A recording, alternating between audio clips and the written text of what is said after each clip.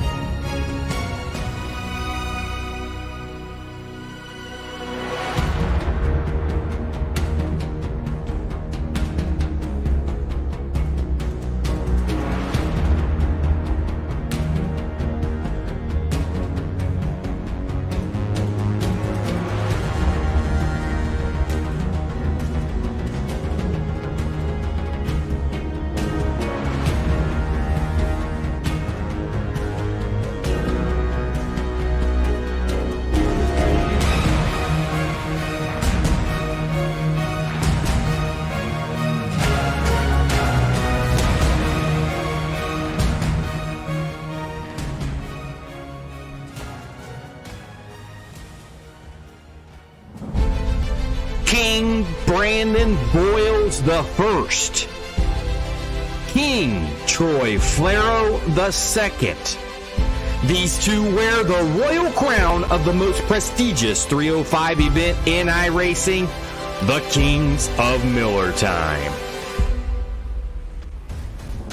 For the first time, the gates of the castle has been opened up to enemy forces to enter in and try to steal the crown away. Will the Outlaw Kings defend what is rightfully theirs, or will new power arise and rule the 305s of iRacing? From the kings of the past and the kings to come, those names are never forgotten and will always be a king of Millertime. What a stressful feeling to be at the front of a stacked field with some of the best drivers in iRacing. Knowing that one mistake is all that it takes to ruin anyone's night adds a lot of pressure, but getting it done is something that will keep me going for many seasons. To win a prestigious event, it takes a true warrior that can overcome his emotions and show laser focus to avoid the flying swords around the track. Troy Flair did just that, putting his name in the treasure chest of the greatest kings. John Stevens going to protect the bottom, but it's going to be enough. Here comes Troy Flair working the bottom side of the racetrack. Side by side, racing for the lead. A new leader at the front of the pack is Troy Flair. Flair isn't the only king that knew how to get it done in the spotlight. King Brandon Boyles shocked the world, winning his first ever race at the biggest stage. A lot of good competition out here, man. It was a fun race. Never really done anything like this before, big money race. It was good to get the win. Can't wait for the next one. Deep in the heart of the castle, over $1,400 awaits to be claimed by the deserving 21 warriors that make the final battle. Who will write their name in the book of heroic kings of Millertime? Chapter 3, Dawn of a New King.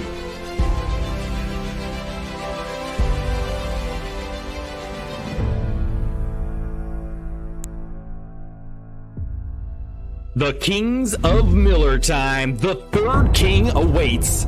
Presented by Luke's Bar and Grill. Also by Super Clean. And TimsSims Dirt Track Simulator, powered by iRacing.com.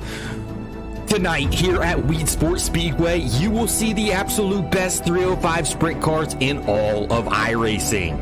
Elite drivers such as world champion Alex Bergeron, pro driver Aiden Berlin, Dylan Hauser, Clayton Tilley, and many more big names will take to the track and try to go after the $1,400 A main prize pool.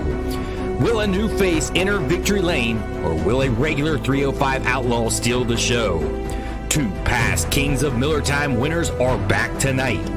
Brandon Boyles picked up his first career win at the biggest stage, winning the first Kings of Millertime.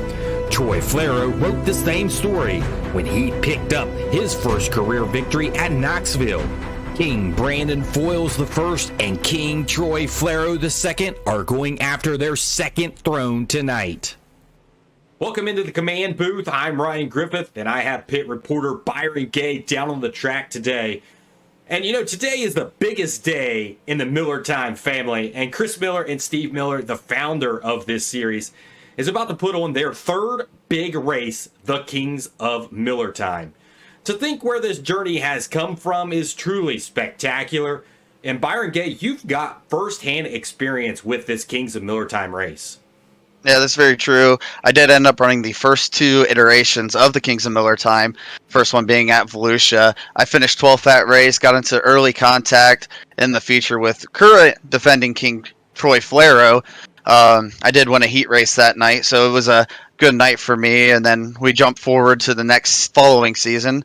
I took a break during the season, came back to run the Kings of Millertime, and it just did not go my way. It was a fun night regardless, and to actually have a teammate in Troy Flero to get the win that night, it was absolutely astonishing. Yeah, so we look at this race today, and the caliber of drivers that we see today that is scheduled to race this 305 is absolutely amazing to see. These drivers that have come out of a 410 sprint car and is now jumping into a 305, dusting it off a little bit to try to crack themselves a win in this biggest race of the 305s in iRacing, the Kings of Millertime. So my question to you, Byron, is what is bringing these 410 guys out to a 305 that's a lot less power? I mean, I think you said it. We always preach we are the best 305 league out there. We have the top caliber drivers. We set requirements to even get into our Outlaw series, and we just prove it week in, week out that we can bring the pro drivers in. This past season, we got Sean Stevens. We owe him a ton of praise of bringing in Clayton Tilley and Ross Kaiser. And we look at these drivers that we brought in, and our strength of field just keeps going up. Our caliber is so big now that we've caught the attention of even more pro drivers like Alex Bergeron and Aiden Bierlein. So I think, end of the day, we can just flat out say, it's our driver caliber. These guys want to see what's out there in a different car. Yeah, so we talk about the difference in caliber of drivers that's going to be in this field, but these caliber of drivers, you got a world pro driver of Alex Bergeron, and he's used to running those 410s, so got a lot of power, and then you step into a 305. So what is the challenges going to be for some of these guys that are mainly a 410 driver, and now they're strapping themselves into a 305 tonight? I think our biggest difference that we're going to be looking at is the torque on the back end. We're talking about 300 pounds torque, less than a 305. So you're going to see these drivers throwing it in and just trying to keep the momentum rolling through the corner instead of like a 410 where, you can throw it in, roll all the way out just to stay on the bottom to grab all the exit and be able to drive off with their setups. Obviously, we run a fixed setup. So we're looking at guys who may not have a lot of practice tonight, but there's still these pro drivers. So it's going to be interesting to see, how many of these guys can keep this momentum rolling in this 305, since they're not going to have the engine and the torque on the back end. Interesting is, to say the least. It's going to be spectacular racing tonight. When we come back, we're going to take a closer look at Weed Sport and just what makes this track so tricky for these drivers.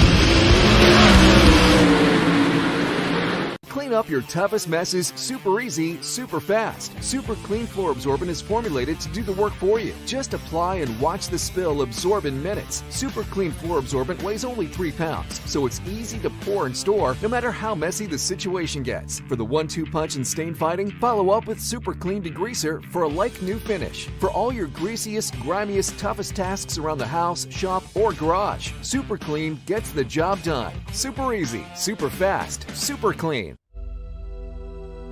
The minutes are ticking down here, and welcome back to Weed Sport Speedway in Weed Sport, New York, for the third running of the Kings of Millertime. Before the break, we talked about this track being a very tricky track to master. We've been here twice with Millertime Motorsports, and the average caution here was 6. So Byron, what is it about this place that makes it so tricky? We always talk about Weed Sport of how it's the roll them up tight here at Weed Sport. We do roll them up tight into turns 1 and 2, probably the trickiest parts here at this track.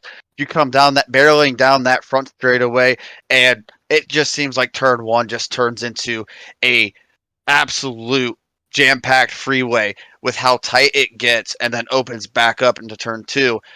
And you don't have a lot of room to make passing there. You're not going to go to the high side and be able to run the wall fully, because that wall does come back in on turn 2. So you'll see guys go up into 1, but not run the wall to catch the wall on 2 to be able to run that high side. And then we look at the other side of the tracks in turn 4 especially, because we have the pit entrance and exit right there at 4 on the outside, but a dangerous little wall on the inside that we have seen drivers touch numerous times in Millertime Motorsports. So, Byron, let's get on board with you and take a few laps around Weed Sport. We got Byron Gay inside the Kings of Millertime car. You see the helmet cam there. Byron, you got a copy? Yes, sir, I do. Let's take us around this track a couple laps here. All right, so we're going to go ahead. We're just going to pace out here. Just look at the track. Obviously, we got the run down here to turn 1, and we see it. It tightens up. We're going to slow down here, stick to the high side, and it just looks so tight up here. And then we come into 2. It opens back up. We're going to see a lot of cars in qualifying go down to that bottom, try to get up here as high as they can to open up their entry back into 3 and 4. And again, as we always say, it's to the bottom for qualifying again. Come back down. Try not to wash out here, out of 4 to tag this wall. And I think you can set a good lap around here.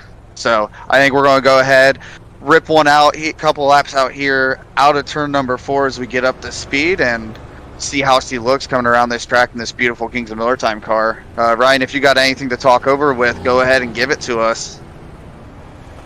All right, we got that Kings of Millertime. The third king awaits, is on the throttle, and he's going to show you a couple awesome laps around here in this 305.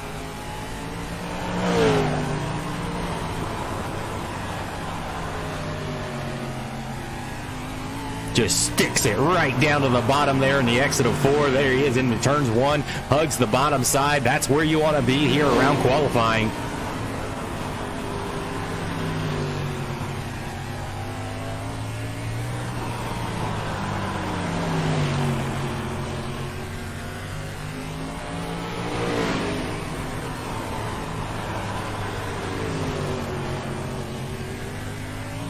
There you are. You've got 3 laps there of that Kings of Millertime car around this raceway. This is what you're going to see a lot here tonight at Weed Sport. It is a tricky, tight track. Byron, awesome laps there you just turned. And that was a couple laps around Weed Sport by Byron Gay. You've seen some great shots there. On-board camera there with him going around the track. Byron, what did it feel like out there going around that racetrack? You know, the car felt absolutely amazing. Big props to our guys for working on that, getting it set up to what they're going to run tonight in the future. Track felt absolutely amazing. So big shout out to everybody here at Weed Sport getting the track together. And I'm excited to see some of these guys out there in qualifying, which I believe we are real close to heading to. And Ryan, you got the call on that tonight. So how close are we to qualifying here? Man, we are so close to kicking off the qualifying for the 3rd running of the Kings of Millertime. We'll be back just after this commercial break. Each year, legends battle for greatness. All strive to be better than the ones before them. But only one will be victorious. The 61st Knox Energy Drink Knoxville Nationals presented by Casey's. August 10th through August 13th, only at Knoxville Raceway. Get your tickets now at knoxvilleRaceway.com. iRacing, you wanted the best, you got 'em for abreast. Often imitated, never duplicated. The greatest show on dirt, the World of Outlaws.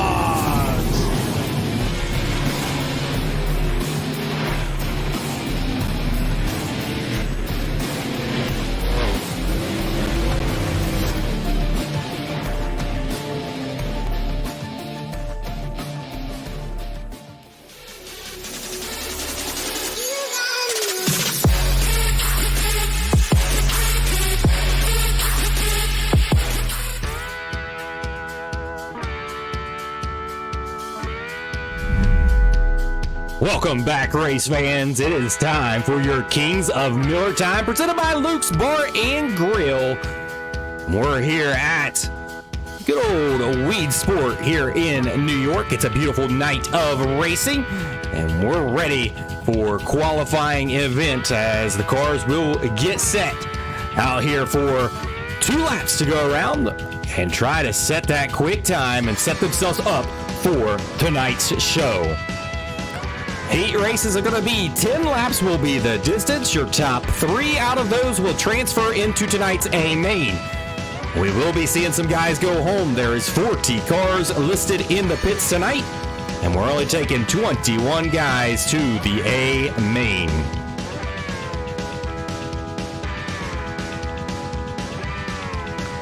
As always, thank you for tuning in over there on YouTube and also Facebook. Thank you for tuning in.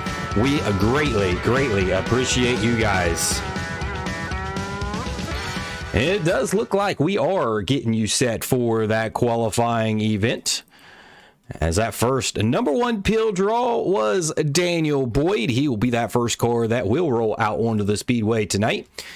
As we start to see that car rolling out here right now, and there he is, and that is a Speed Shop 51 LCJ Carpentry. He is from Sydney, Australia. That's the 79 of Daniel Boyd. Daniel Boyd in that 79 machine from Australia took the big trip overseas to be right here in New York to race in the best of the best 305 Outlaws. First lap going to turn a 13.84 on his first lap.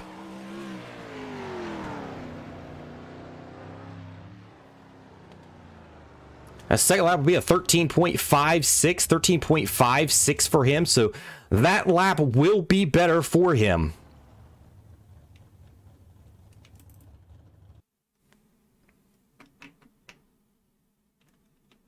As we await the next car that is going out there on the speedway, and you can see him out there now, and he is a YOB Racing CNC Race Design, CD Cinematography, LCJ Carpentry Protect from Bernie, Tasmania. That's Sean Stevens. Sean Stevens turning a time of a 13.80, 1380 for Sean Stevens. And that next car that rolls out there on the speedway, and we've seen him before. He was in the hunt for a championship with Sean Stevens 2 seasons ago, and that is the 121 of Brian Johnson. Brian Johnson in the 121. First lap at a 13.96, 13.96.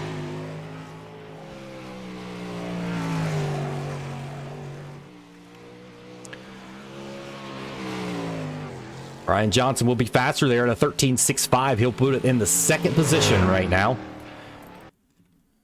There's now your second car, your next car that's out there on the speedway is a Gatham Motorsports, MSMD, Northeastern Motorsports. He's from Pittsburgh, Pennsylvania. It's the 24 of Gavin Chatham. He finished up 10th place in the 305 Outlaw Series. Did not get a win on the season. He's looking for a win tonight to cap off his resume here with the Kings of Millertime.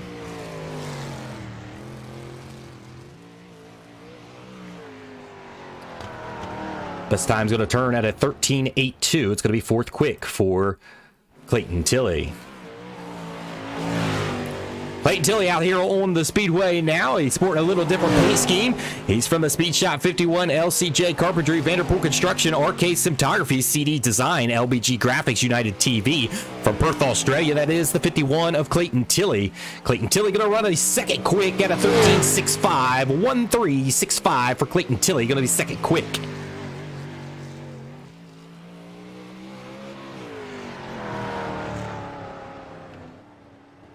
Second lap will be slower for him, so still on top of the board is Daniel Boyd. Daniel Boyd is currently your fastest guy out here on the speedway.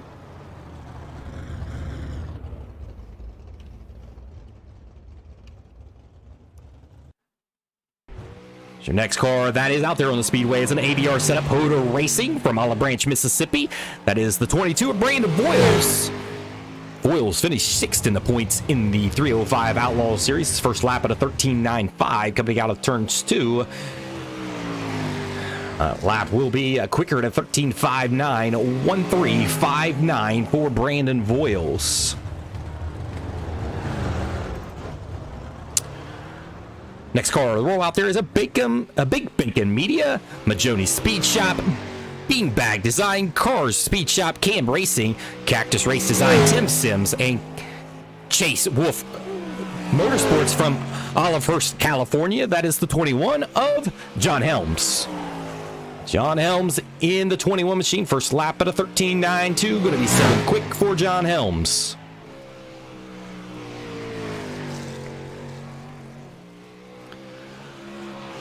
Second lap coming across the line, going to be 5th quick. It's going to be a 13.65, 13.65 for John Helms.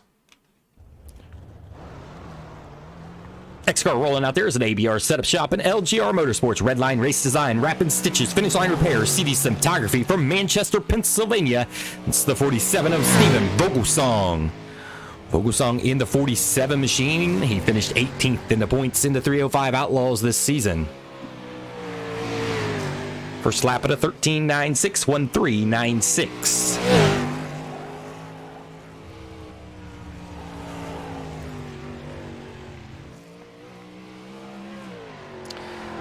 That lap will be quicker to 13.71.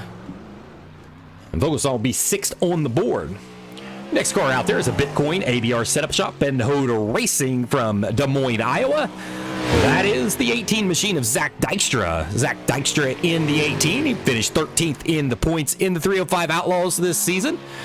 Still looking for his first win. First lap around of the 13.75, 13.75. Going to be 7th quick on the board.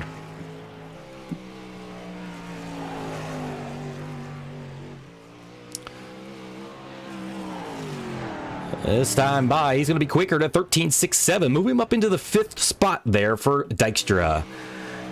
Next car out there, you know him. He's a BMB dirt racing sim.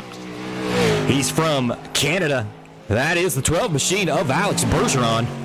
Alex Bergeron in the 12 machine. 3-time world champion of the 410 Outlaw Series. First lap at 12 quick. Got a 13.89.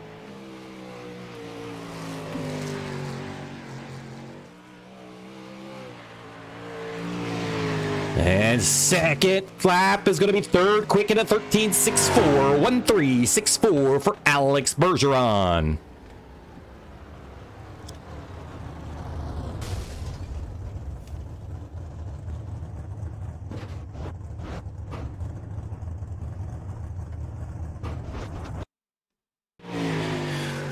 Cody Terry was the next car to take time. He is not able to get to staging, so Kyle Vaughn is your next guy out there from Northeastern Motorsports. And he is from Carlisle, Pennsylvania in that 48 machine. That's Kyle Vaughn. First lap, 7th quick. That was the second lap at a 13.68 for Kyle Vaughn. Next car rolling out there is a Long and Sons Farms Wolf Speed Media from Lima, Ohio in the 91 machine. That is Matt Grimm. Matt Grimm, one of the drivers that was in the All-Star Series, looking to try to bid his way into the Outlaw Series. He was able to meet the requirements to sign up for the Outlaws here for the Kings of Millertime. First lap, 12th quick, get a 14.18.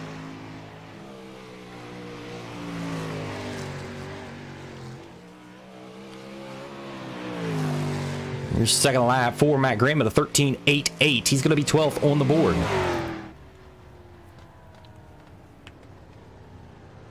Next car that's going to roll out onto the speedway is going to be a SpeedShop51.com, LCJ Carpentry, Vanderpool Construction, RK Cinematography, CT Design, LBG Graphics, and United TV sent from San Jose, California. That's going to be Ross Kaiser. I do apologize. There is one car out here. It's Ryan. He was a last-minute sign-up, so we did not have him in the lineup. So Ryan's out here. Ryan Evely. He's going to run a 10th quick at a 13.77 for Ryan Evely.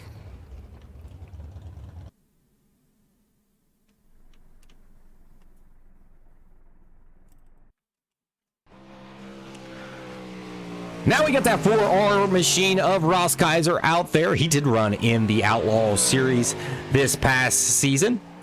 He did finish 16th in the points. He did finish with one win on the season. Came at Eldora Speedway.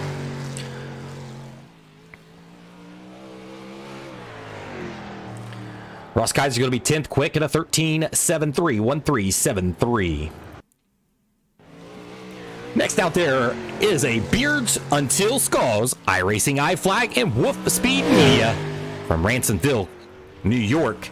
That is Eric Tupper in that 115 machine. Eric Tupper in the 115 machine. First lap 14.32, going to be 15th quick.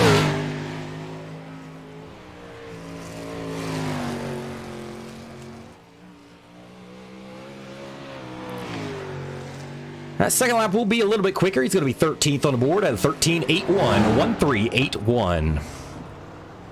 Next out there is Centerville's Smoke and Vape Shop, Bill's Donut Shop, Westside Sign and Graphics, 3D Racing, and Swartz Speed Shop from Centerville, Ohio. That is the B14 of Brian Wax. Brian Wax in the B14 finished 19th in the points in the 305 Outlaw Series this past season.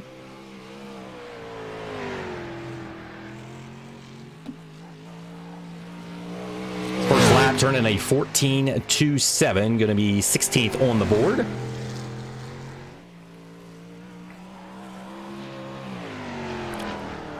Second lap will be a 14.06, still going to be 16th on the board.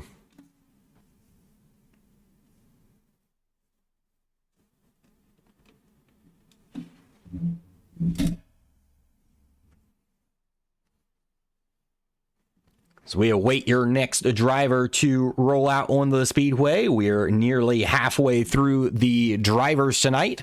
Again, there's 40 guys that are listed to turn time tonight.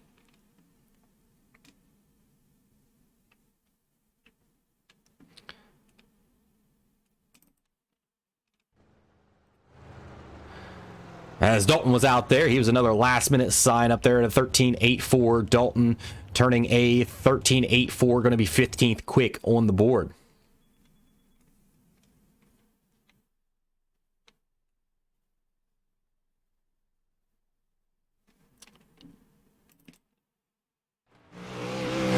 Got that next one out there, Majoni Speed Shop, presented LTD, Performance in JDM Design he's right there from New York. That's Tia Moppert.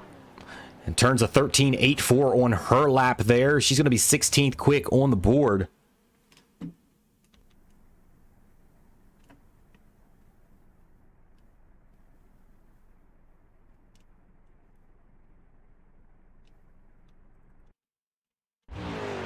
Next car that is out there on the speedway now is going to be Sellenberg Logging, DR Automotives, Hollister, and Rocket City Racing from York Haven, Pennsylvania. It's the 76 of Bryson Hall. Bryson Hall turning a 13.96 on his first lap. Second lap at a 13.75. Going to be 11th quick for Bryson Hall.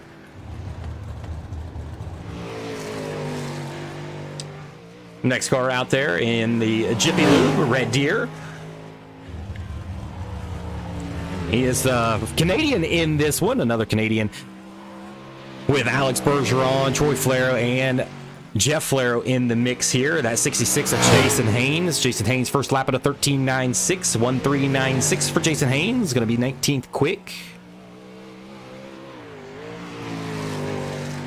Going to be 11th quick on that second lap at a 13.73. Improved on that lap. That next car out there is a Bison Ford, Sellers Brother Construction, DM Race Engines, Upfront Custom Body and Fabrication, Pacer Sign and Design from Great Falls, Montana. That is the 32 of PJ Popham. PJ Popham in the 32 machine finished 7th in points last season.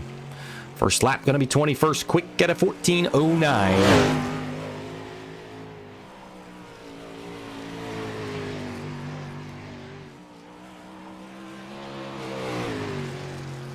Second lap just going to be a little bit quicker at 19th quick at a 13.85. Next car out there is a Rush Truck Center and Napa Auto Parts Digital Alley Sage Fruit Curb Record Northeastern Outlaw Motorsports from Mifflinburg, Pennsylvania. It's Ben Wart in the 14 machine. Finished 4th in points and got a win late in the season at Williams Grove.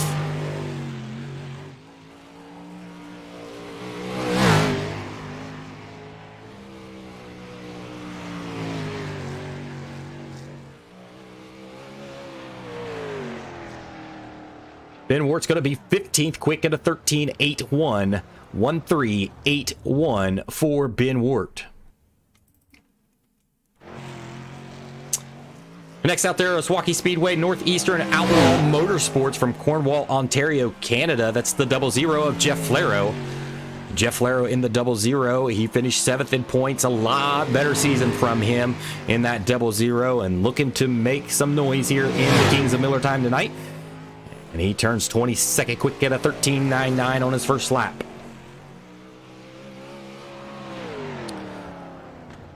The second lap will be slower. He's going to be 22nd on the board. And the next out there is a YOB Racing, CNC Race Design, CD Cinematography, LCJ Carpentry PerkTech. And he is from Melbourne, Australia. That's the 94 of Greg Chandler. Greg Chandler in the 94 machine. First lap is going to be 24th quick at a 14.09. 14.09 for Greg Chandler on his first lap.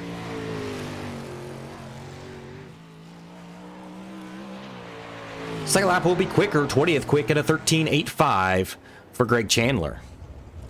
Next car out there is a Team ABR Esports, ABR Setup Shop, Reflection Cabinetry, Redline Race Design from Woodford, Virginia. That's the 13 machine of Aiden Berlin. Aiden Berlin in the 13 machine.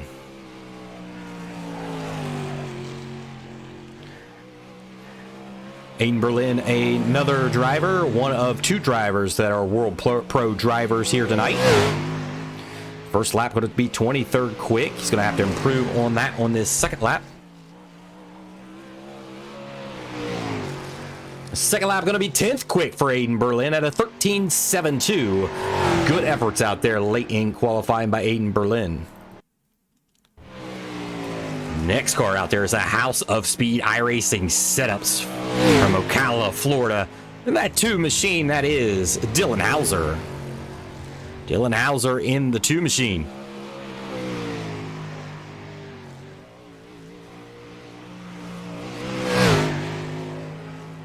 First lap, he was fourth quick there at a 13.64. Hits contact there out of turns 4. That lap won't clap, but that first lap was a rocket of a lap. He's going to be fourth quick on the board. Next car that rolls out there is a House of Speed. Certificate Plumbing, Lanes World Media from Pensacola, Florida. The 27, that's Hunter Smith. Hunter Smith in the 27 machine.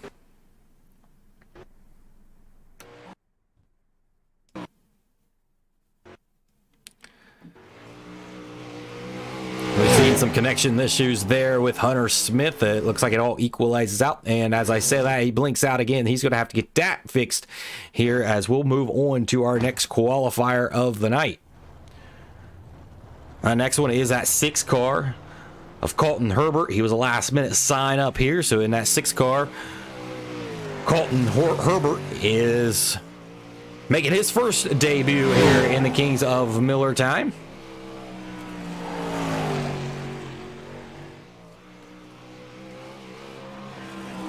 First lap for him is going to be 25th quick at a 13.96.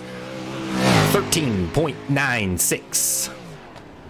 Makes contact to the inside wall. Doesn't look like this lap is going to count. He'll back it down, and we'll move on to the next car as we've only got a few cars left to qualify here tonight. And this next car rolling out there is a Parker's Hangover Tonic 3D Racing West Side Sign and Shot Scrap and Recycling from Great Falls, Montana. That's the 77 of Warren Samoy.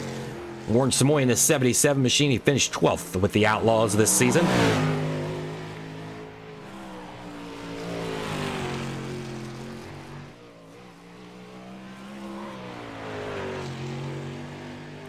First lap 28th quick at a 14.09, 14.09 for Warren Samoy.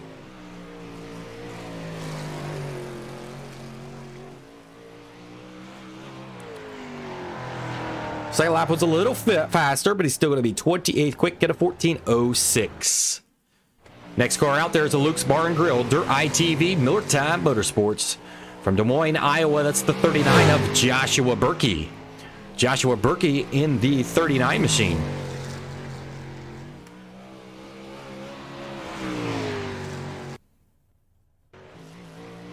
First lap for Berkey is 29th quick at a 14.09, 14.07.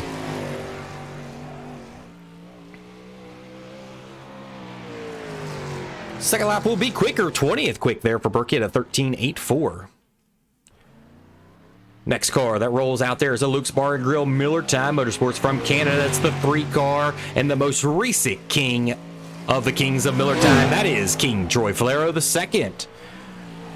King Troy Falero II there in that 3 machine. First lap at a 14.06, 14.06 for Troy Falero.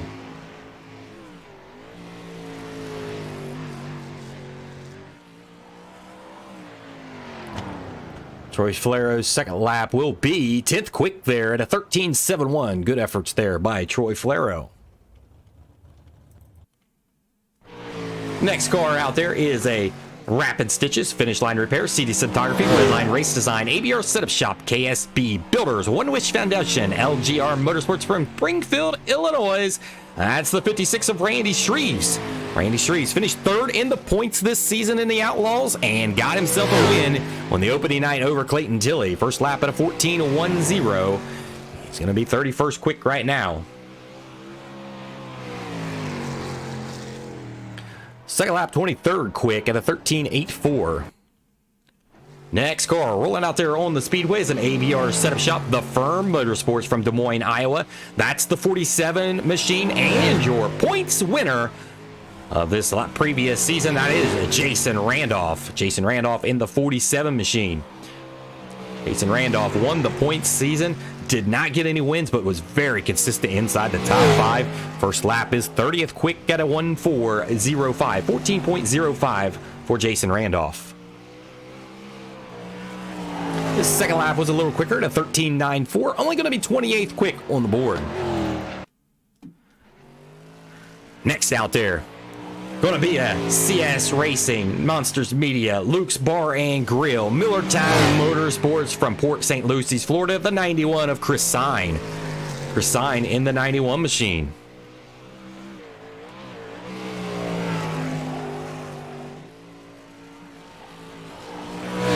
14.25 for Sign on his first lap, 34th quick on the board.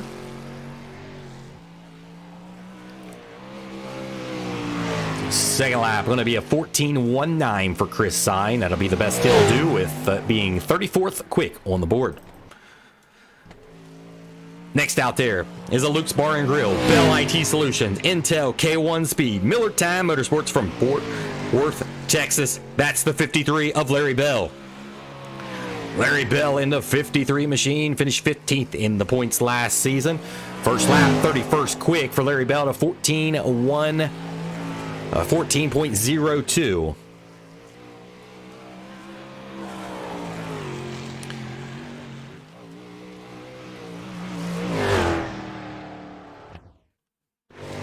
Next out there is Advantage Athletic, Valley Heating and Cooling, Moe's Trucking and Hauling, Factory King Shocks from Fredericktown, Ohio. That's the 4-star of Tyler Street.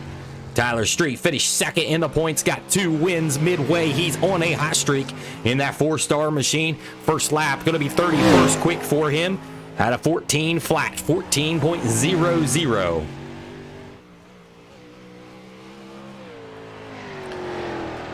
That lap will be quicker. Third quick by Tyler Street in the 13.63. 13.63 by Tyler Street in the 4-star.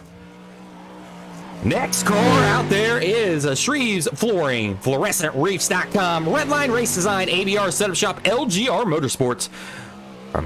From Ohio, that's the 4-car of Dustin Shreves. Dustin Shreves there in the 4-car.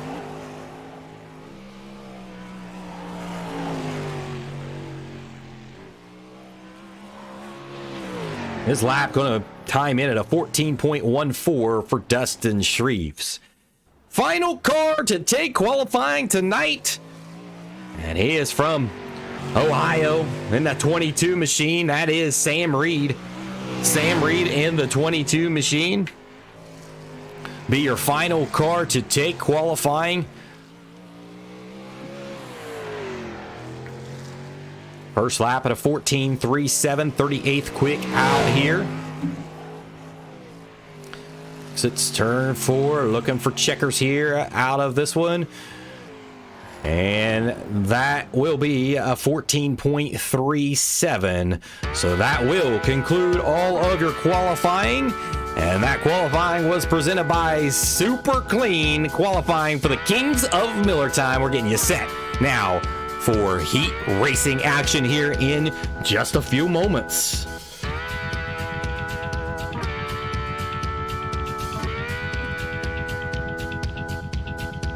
Clean up your toughest messes super easy, super fast. Super Clean Floor Absorbent is formulated to do the work for you. Just apply and watch the spill absorb in minutes. Super Clean Floor Absorbent weighs only 3 pounds, so it's easy to pour and store no matter how messy the situation gets. For the 1-2 punch and stain fighting, follow up with Super Clean Degreaser for a like-new finish. For all your greasiest, grimiest, toughest tasks around the house, shop, or garage, Super Clean gets the job done. Super easy, super fast, super clean.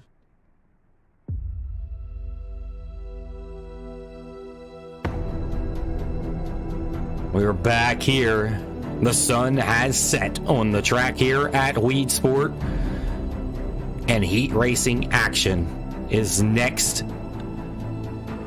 We've got some great heat racing action, as it will be 10 laps will be the distance.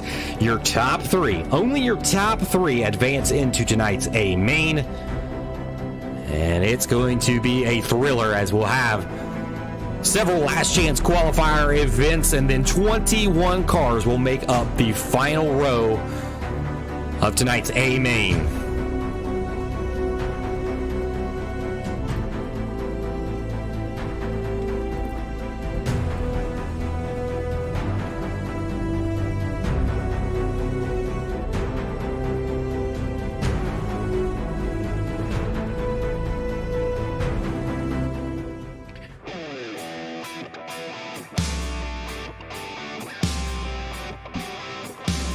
Time to get your lineup for heat race number 1 action. Starting on the pole from Canada, that's the 3 machine. That's King Troy Flero II. Starting second from Momentum Sim Sports number 51, that is Clayton Tilley. Starting third from Vortex Sim Sports, number 79, that's Daniel Boyd. Starting fourth from Pennsylvania, number 76, that's Bryson Hall. Starting fifth from Pennsylvania, number 24, that's going to be Gavin Chatham. Starting sixth from the Frog Leap Racing Team, number 94, that's Greg Chandler. Starting seventh from Canada, the 00, that's going to be Jeff Flero. And rounding out the field in that 8th spot from Illinois is the 4-car of Dustin Shreves.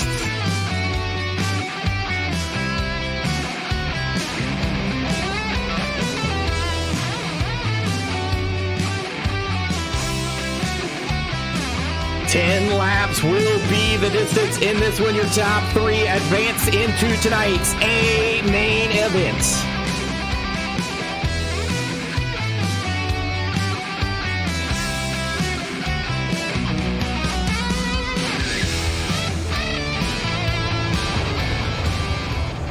Two by two they go. We're looking for the first green flag to drop in this one.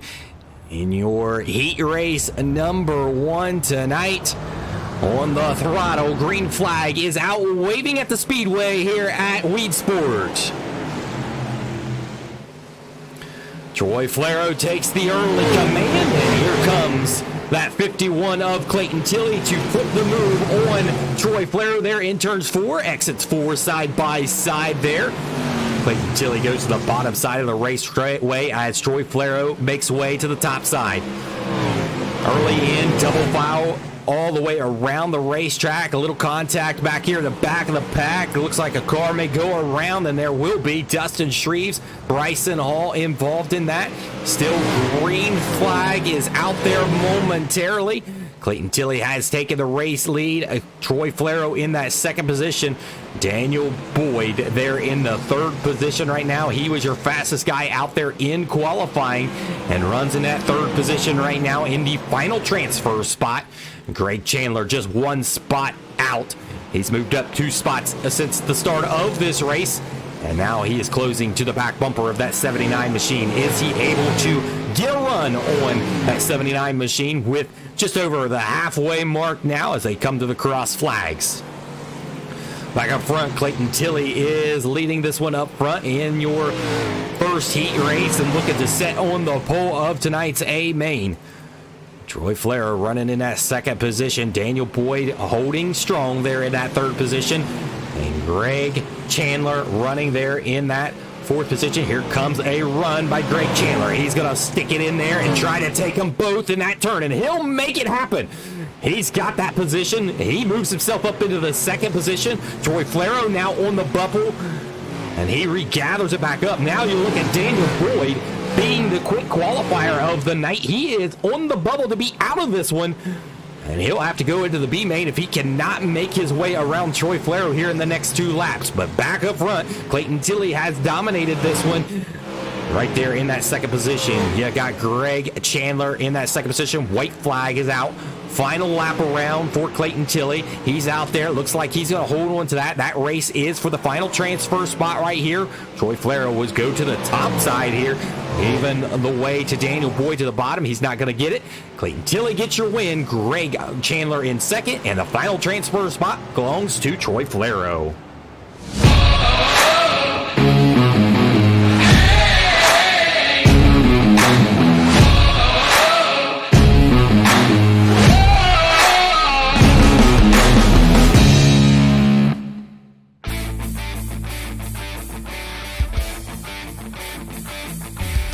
Second heat race is getting lined up for you, and here is what the lineup looks like. Starting on the pole in the LGR Motorsports number 47, that's Steven Vogelsong. Starting second in the Double Deuce Motorsports number 121 of Brian Johnson. Starting third from Hoda Racing number 22, that's Brandon Boyles. Starting fourth in the FSI Motorsports number 49, Ryan Avely. Starting in the fifth position from Millertime Motorsports number 39, that's Joshua Berkey. Starting sixth from the Northwest, number 32, that's PJ Popham. Starting seventh from Millertime Motorsports to number 53, that's Larry Bell.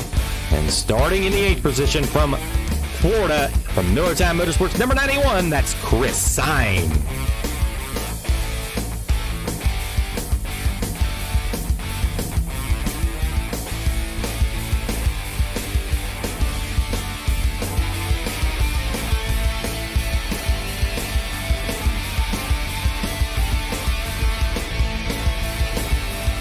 The lights are out on the iRacing pace truck. We're going to let them loose here in your second heat race of the night.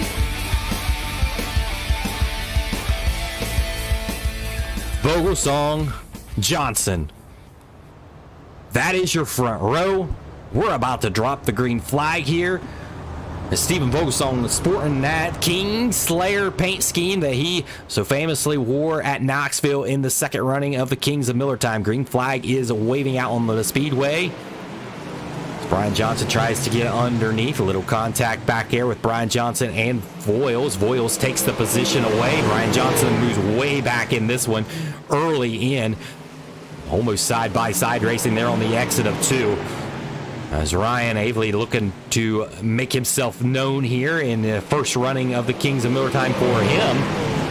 PJ Popham looking to the inside. A little contact there. All is clear. 3 wide on the exit there. Side-by-side drag race down into 1. Move King Brandon Voiles up into the second position, but hold your horses. PJ Popham to the outside now. While all of this side-by-side racing is going on, Stephen Vogelsong starting to open up his race lead by a half a second. Now PJ Popham looks to maybe clear Vogelsong, as Ryan Avely still looking to try to get in himself into the final transfer spot. As you remember, your top 3 in this race transfer into tonight's A main. The rest of them will go to the last chance qualifiers. Side-by-side racing there for that final transfer spot. And here comes Brian Johnson now in the picture after he made some contact there on the exit of 2 early in on this one, as he is trying to get to the back bumper of Voiles there. And this is going to be a 3-car race for this final transfer spot. We've got 5 laps to go. Back up front, you look at the interval here.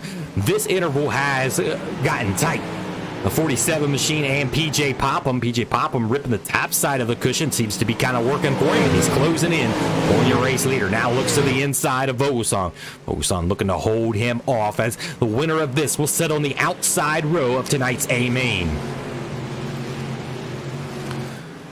It's like Brandon Voiles has kind of checked away from Ryan here for that final transfer spot, looking to hold it on. The race is back up front now. PJ Popham ripped the top of the cushion and took that position away from Stephen Vogelsong here with 2 laps to go.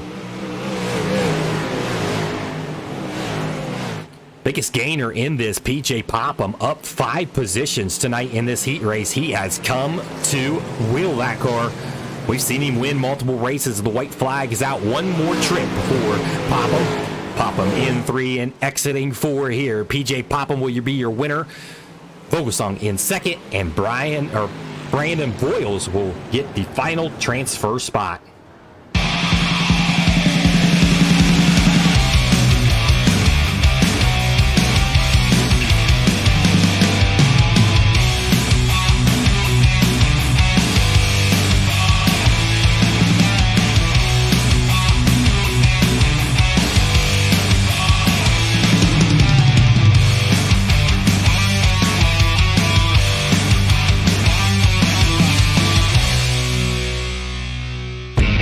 Third heat race up and ready to go. Starting on the pole, that 13 machine of Aiden Berlin. Starting second from Hoda Racing, number 18, that's Zach Dykstra. Third from Sofa Fast, King Fast Sims Sports, number 4, that's Tyler Street. Starting 4th from Australia, number 26, that's Sean Stevens. Starting 5th from Florida, the 79, Dalton Gatherer. Starting 6th from Ohio, number 91, that's Matt Grimm. Starting 7th from Ohio in the B14, that's Brian Lex. And rounding out the field from Ohio, number 22, Samuel Reed. Get a report down there in the pits. Byron Gay, how's the track starting to develop throughout this race? Oh man, it's definitely hard to tell. We've seen some guys run the top, we've seen them on the bottom. Tilly made his move early in the heat races on the bottom. Troy was down there on the bottom, and then we just saw PJ Popham running the top, so we're actually not sure where this track is right now, but it's definitely providing some great racing out there. Fantastic. The iRacing pace truck lights is out. We're about to go green flag here out of turns 3 and 4. The 13 machine of Aiden Berlin, the pro driver, up against Zach Dykstra here on the front row. We're about to set green flag here in heat race number 3. Green flag is waving in the air.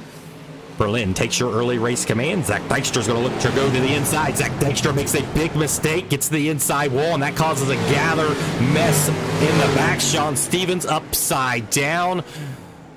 Will he get that thing tipped back up? Looks like he is caught on the berm there. He will get a tow to the infield. Unfortunate luck there for Sean Stevens. We'll take a look at that replay. There we go. We've got a shot there for you. Just Zach Dykstra getting into that turn a little too soon, and the bad culprit out of that is going to be Sean Stevens. So unfortunate for Sean Stevens. We'll try to get a report from you, Byron, when you receive that report. What we're waiting on, looks like they may give Sean Stevens the ability to get that thing repaired and back here out on the raceway, as we're red flag currently. Yeah, still waiting on word of that. Zach Dykstra will be receiving the EOL, though, for making that contact on the inside and causing that jump back there.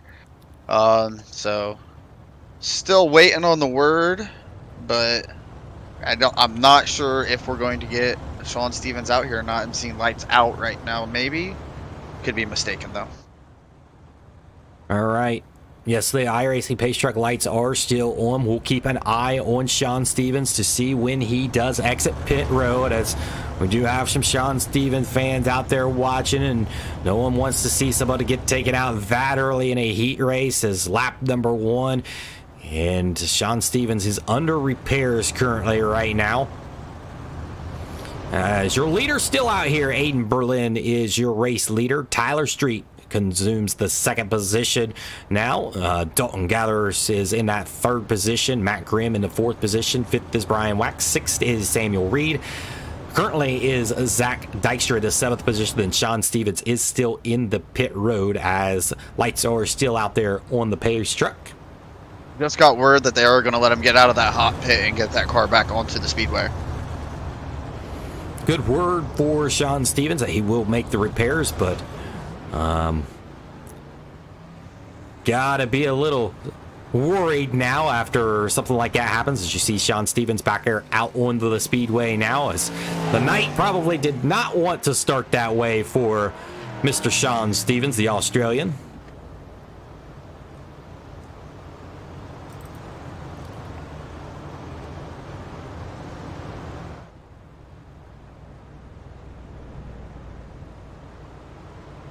As the lights are now back off the iRacing Pace Truck, we're about to go green flag once again. It'll be a single file restart here.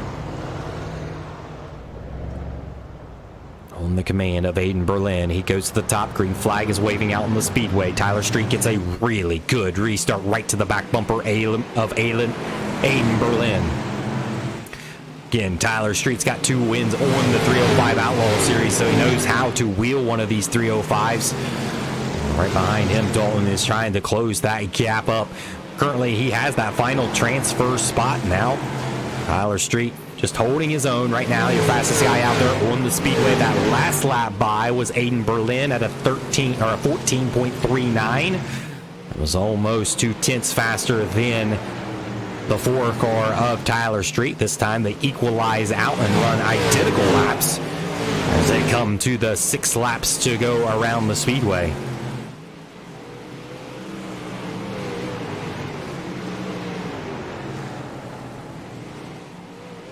Matt Grimm, the all-star driver, is 1 spot out of this one. You see Sean Stevens trying to battle back in here. Zach Dykstra's back here. Some of these guys are looking to maybe be in a C main here, as they are back here battling with Brian Wax 3 wide there on the exit of 2. Give way to Sean Stevens. Back up front, Aiden Berlin has led from the drop of the green flag and is looking very, very fast here. The top side of this raceway with 4 laps to go. Tyler Street on back here. Caution flag waves out on the speedway. It's our second caution. Does look like Zach Dykstra may have went around down there in turns number 1. We'll get the replay for you here.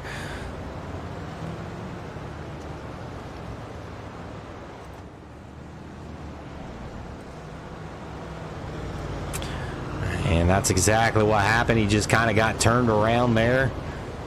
May have looked like Brian Wax and them may have took some contact there. As we are under caution once again, that's our second caution in this heat race.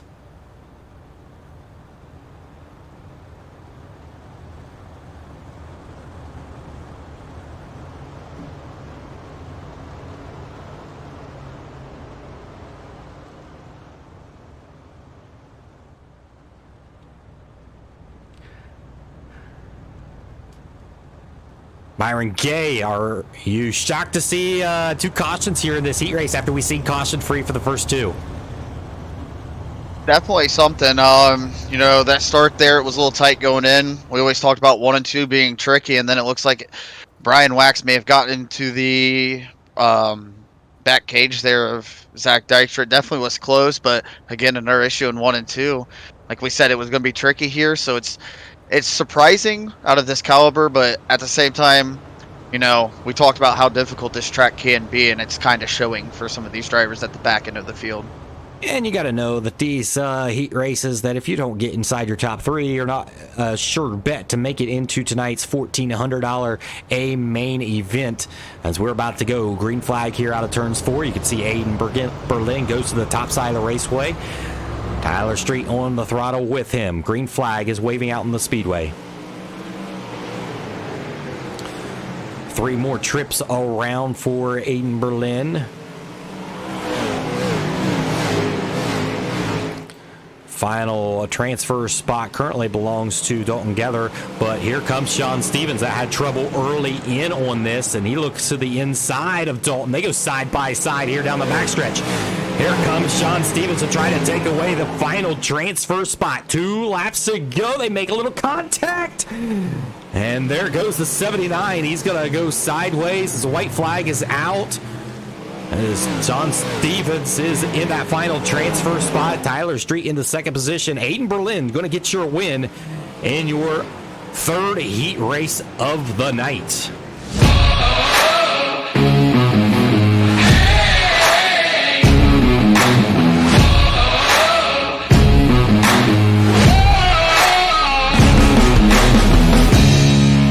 See if we can get a closer look there with pit reporter Byron Gay. You've got some camera shots with us. Yeah, we have, you know, just aggressive. Oh, and we lose it right there. Let's try to get back real quick. Byron Gay will try to get that replay up for you guys to see the contact there between Sean Stevens and Dalton, which was running in that second position. And then we'll get you set for your next heat race.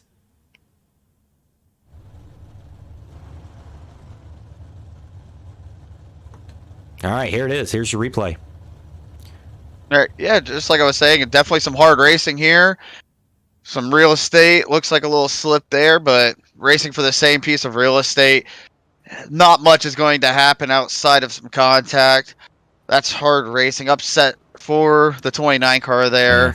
Absolutely. And if you slow that down, you can see the 79 got a little loose there in the slick on the exit there of 4. Don't mean that would have been the reason for Sean Stevens getting into him, but you take another look there on the exit there of 4. Look at that car rotate. The 79 rotates down into the 26 of Sean Stevens and out into the outside wall, and that ended his night. All right, your next heat race is out there, and we'll have to call this one pretty quick for you. Starting on the pole is Ross Kaiser in the 4. Second is Kyle Vaughn in the 48. Third is Alex Bergeron in the 12. Fourth is Ben Wart in the 14th. Fifth is Randy Shreves in the 56. Sixth is Jason Randolph in the 46. And rounding out the field, Warren Samoy in the 77 machine.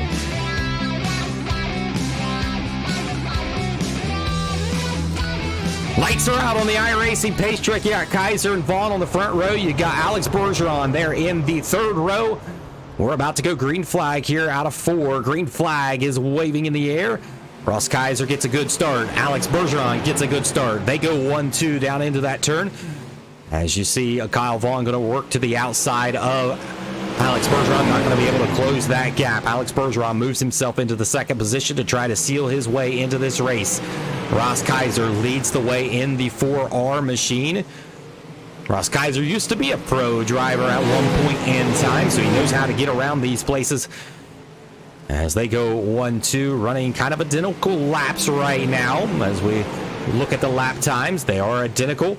A little bit faster is Ross Kaiser. Kyle Vaughn holding on to that 3rd and final transfer spot. You got Ben Wart and Jason Randolph, and you see Randy Shreves gets up into the wall a little bit there. It goes clear to the back. One little mistake, you find yourself dropping back in this. Ross Kaiser drops to the inside here. Goes back to the top side of the raceway to try to protect that outside line as Bergeron tries to get the run on that 4 machine.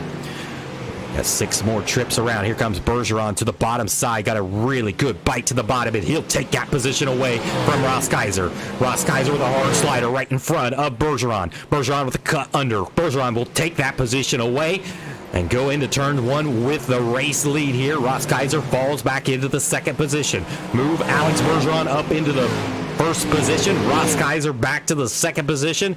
Ben Wart has the final transfer spot after he was able to get around Kyle Vaughn while the race for the lead was going on.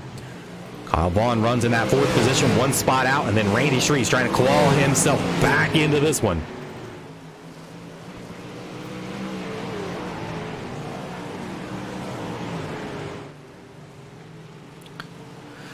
Still Alex Bergeron up front, leading this one, running the top side of 3 and 4, running the bottom in 1 and 2. As we've got the 2 laps to go, you see how he just gets off the throttle, hits the bottom cushion. Completely different line than Ross Kaiser. Ross Kaiser's doing top in 3 and 4, then bottom now in 3 and 4 to try to get the momentum. White flag is out. 1 more lap for Alex Bergeron.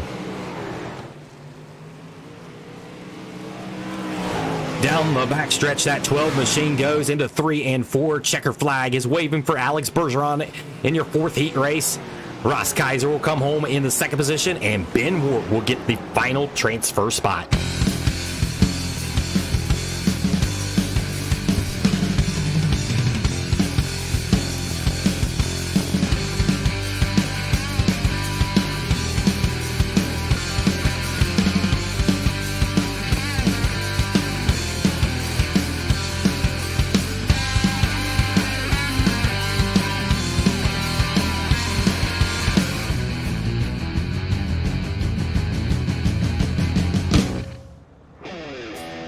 Time for your next heat race of the night, starting on the pole in this one. Gonna be from Canada, the 66 of Jason Haynes. Starting second from Helms Racing Company, number 31, that's John Helms. Starting third from Florida, number 2, that's Dylan Hauser. Starting fourth from the Mid-South, number 115, that's Eric Tupper. Starting fifth from New York, the 14, that's Tia Moppert. Starting sixth from Georgia, number 6, Colton Herbert. Rounding out the field in that 7th position, that's going to be Hunter Smith in 27 machine.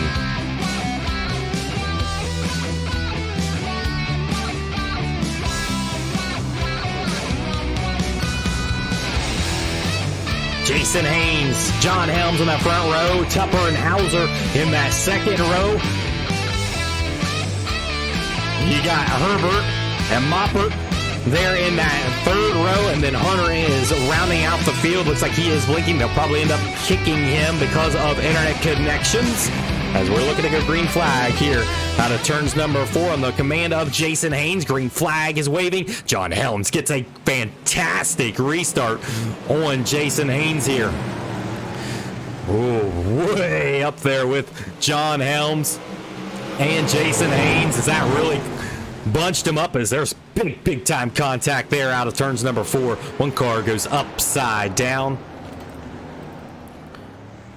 as that was Colton Herbert. As caution flag is out on the speedway. Take a look at the Luke's Bar Grill replay.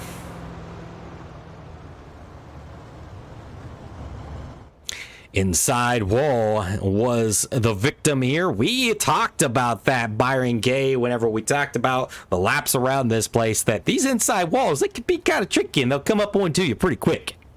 Yeah, we really talked about that wall on the inside of 4, but, you know, Colton decides to take it down low, as we saw Bergeron do, and just gets too much, or too far down low, and grabs the wall on the inside of 3. So, you know, we like we said, those walls can be dangerous. They're small and small on that inside, so it's really hard to judge with that wing there.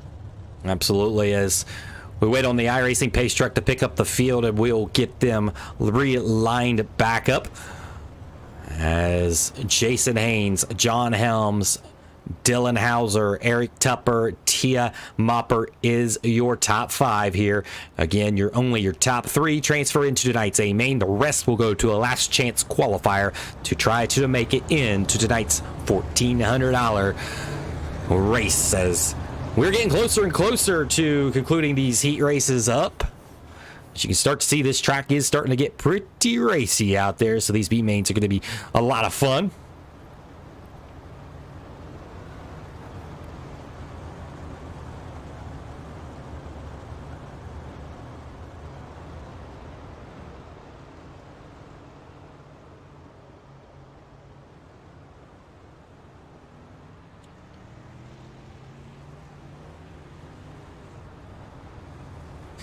It does look like Colton will make the field back out here. He does make repairs to that 6th machine, and he'll tag the end of this field as he'll be scored in the 6th position. Hunter Smith was put into the pits because of internet issues. He was blinking in and out. Cannot have that for the drivers out here. Not fair for them. As the iRacing pace truck lights are out, and Jason Haynes will be the one at command. As you've seen, John Helms got a fantastic restart on that 66 machine. Will he do the same here? Dylan Hauser currently has your final transfer spot there in the 2 machine. We're looking for green flag here out of turns number 4. iRacing pace truck's going to dip off onto pit road. Green flag is waving out in the speedway. Hauser got a good restart, maybe 1-2 good on John Helms. As now Hauser goes to the bottom side, tries to go side by side with Helms. Helms goes to the way top side of the track. Open up the way for Dylan Hauser. Hauser's going to try to take both of them and makes contact. Dylan Hauser makes contact with your race leader, Jason Haynes. As we continue to stay green flag here, as John Helms takes over your race lead there. Eric Tupper runs in the 2nd position, and Colton Herbert, which actually was the culprit of the first caution, he runs in the final transfer spot. But now Dylan Hauser tries to battle back on the inside of him to try to take that position over after making contact with Jason Haynes there.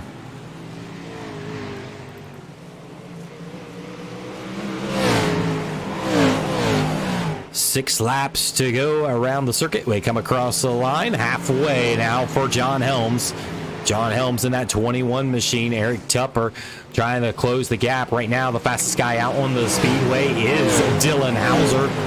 Hauser is about 2/10 quicker than John Helms right now.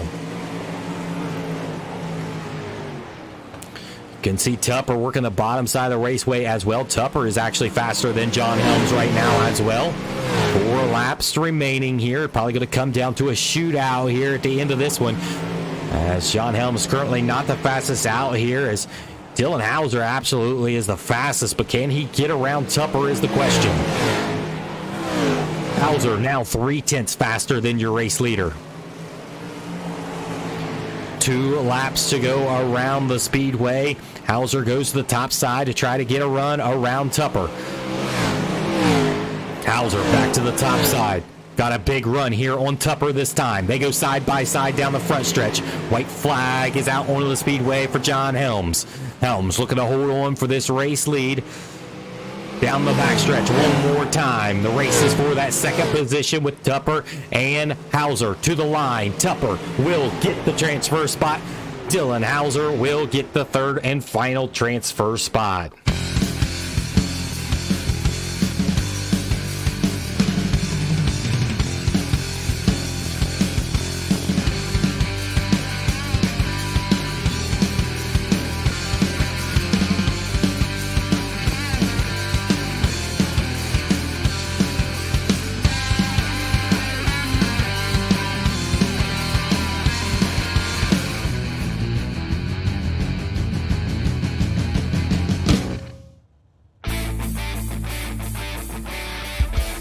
Byron Gay, are you ready for last chance qualifiers?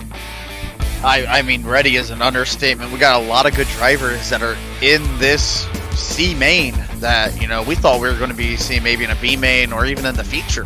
Yeah, so this C main is consisted of, on the pole is Josh Berkey in the 39. 2nd will be Brian Wax in the 14. 3rd will be Jason Randolph in the 47. Jason Haynes in the 66 will be 4th. 5th will be Bryson Hall. 6th will be Larry Bell. 7th will be Samuel Reed. 8th will be Warren Samoy. 9th will be Hunter Smith. 10th will be Dustin Shreves. 11th will be Chris Sine. 12th will be Dalton Gatherer.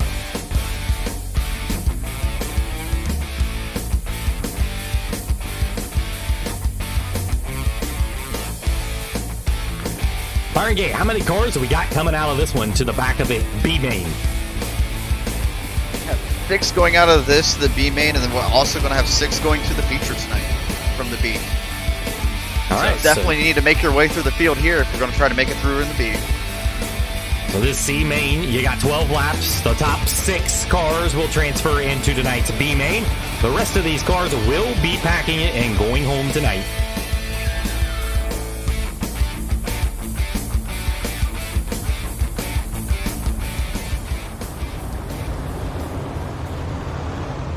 Lights are out on the iRacing pace truck. We're going green flag this time by Josh Berkey, Brian Wax, Randolph, and Haynes. Your top 2 rows. Green flag is waving out on the speedway. Big time mess on the restart. A lot of cars. The only car that is not damaged here, I believe, is going to be Josh Berkey. Big time mess there on the front stretch. I think every car was involved in that. Take us through it, Byron Gay, as I bring up your replay. We are going to go drone cam here to see what happened here. And it looks like it started on that B14 of Brian Wax. Just happened to come down too far. Wasn't clear of Jason Randolph. And it just caused all of that mess. Just got down just a little bit too low there. These guys know there's a little slick there, and they're trying to gather as much moisture as possible. Just a little bit of contact, and around goes the entire field. What a mayhem we've seen here in your C main. Your top 6 transfer into tonight's A main, as we will get word from the officials at the ruling on this one.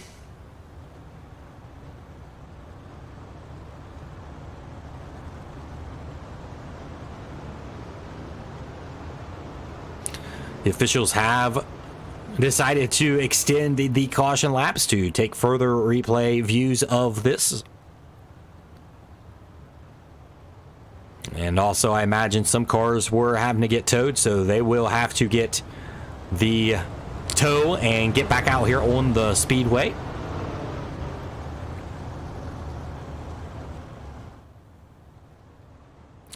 And we do now got word Brian Wax has been given an EOL. He will go to the tail of the field.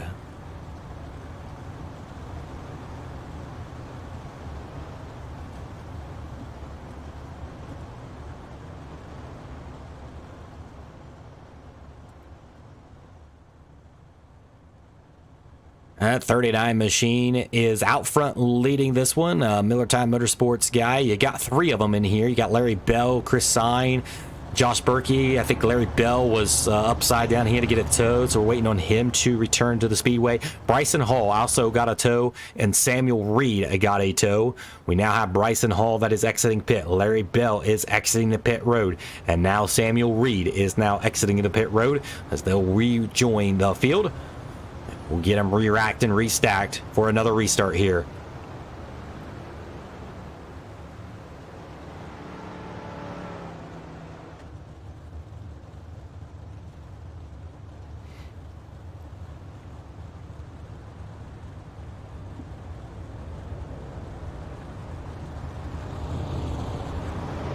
Again, if you're over on YouTube, make sure that you check out our Facebook page. You can check that out over there on the Facebook Dirt Eye TV. You can also check out dirteyetv.com. You can go over there and you can actually shop some apparel for the Kings of Millertime, the official merchandise of the Kings of Millertime, for $29.99. Click that shop button on dirteyetv.com and get your merchandise today.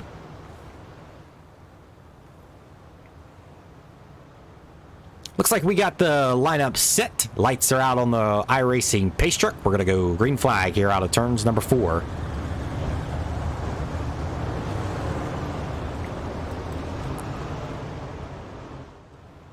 Berkey on the command. Throttles away. Chris Sine on the throttle as well. We are green flag once again.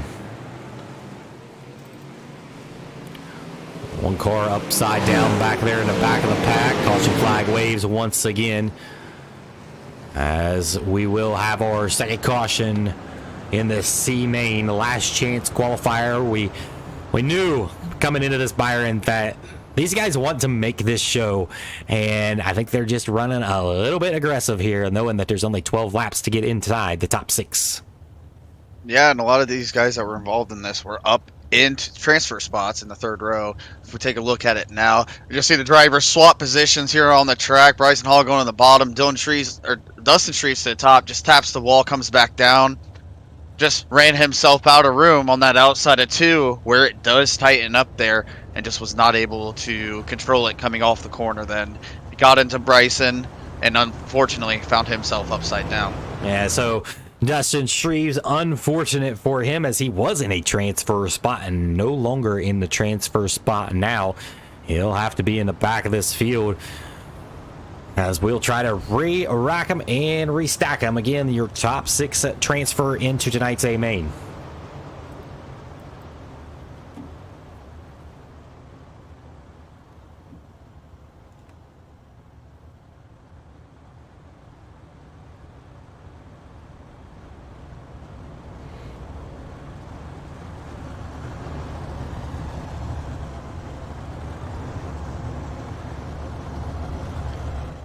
Josh Berkey leading the way of this one so far.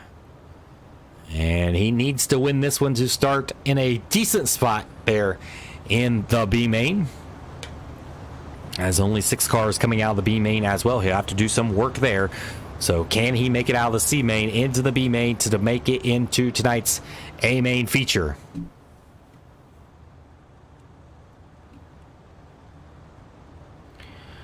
Really shocking to see that 47 of Jason Randolph back here. He is in that 9th position and out of the transfer spot. He's got some work to do here.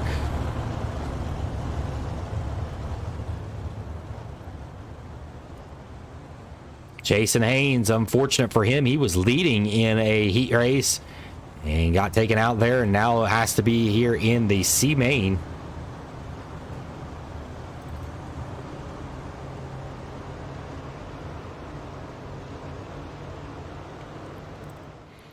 Lights are out on the iRacing pace track. We're going green flag, this time by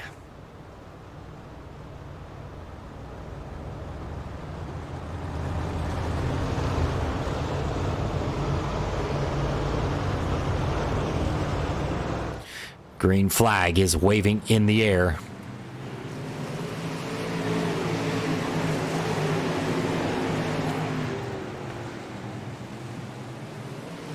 Good race on back here for the final transfer spot. Larry Bell gets a whole lot of whack there on the exit of 2. He's going to have to battle back. Jason Randolph now into that 7th position. He's 1 spot out of the transfer spot. He's going to have to get around Warren Samoy. He got Samuel Reed there in his first running of the Kings of Millertime. They're 3 wide there. Wow, what a move there by Warren Samoy. And there's a wreck there in front of the group as caution flag is back out on the speedway once again.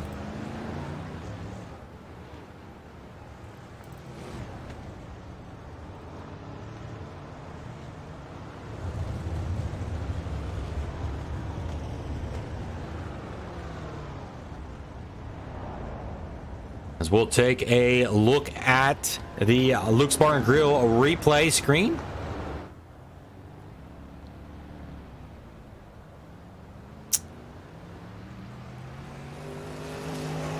And it does look like the 71 just drove right into the 91 of Chris Sine there.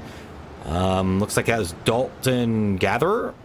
So he is having some major problems tonight. He's going to be getting an EOL pretty easily there. That was an easy call.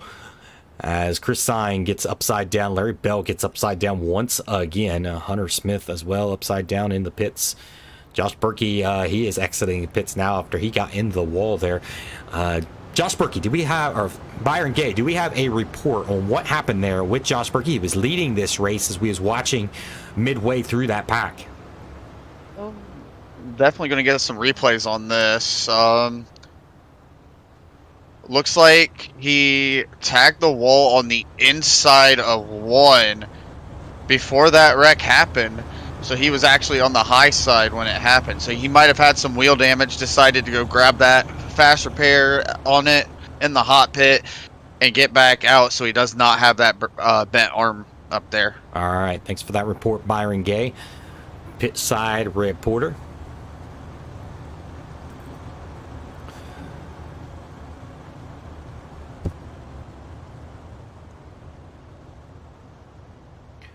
As we'll try to get through this C main, as it has not been friendly to some of these drivers, as we are under caution once again.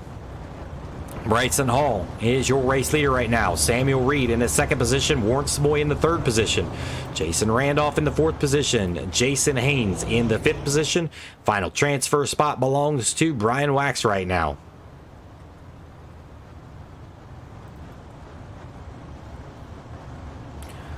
Lights are out on the iRacing pace truck. We're ready to go back to green flag racing.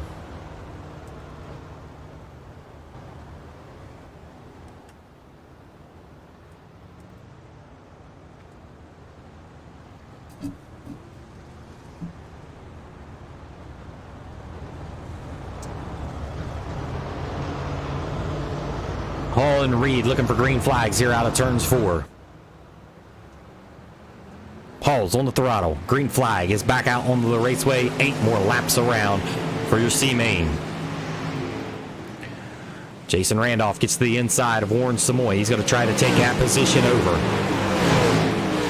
Really tight racing there. It's 3 wide. They all wanted the same real estate there. As once again, caution flag waves out on the speedway. One car gets around. Looks like again, Dustin Shreves was maybe the culprit on this one. We'll take a look at the replay and see what happened. Here is the replay.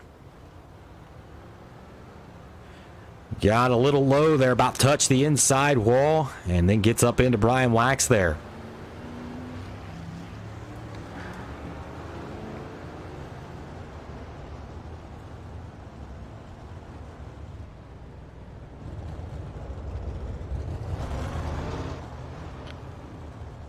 Jason Randolph trying to get through this field. He's moved up through the field, trying to make itself into the B main to transfer into the A main. He's got some work to do. That 47 car, he is the one that could potentially do it for sure. He knows how to be consistent as he's trying to stay out of trouble here in this one.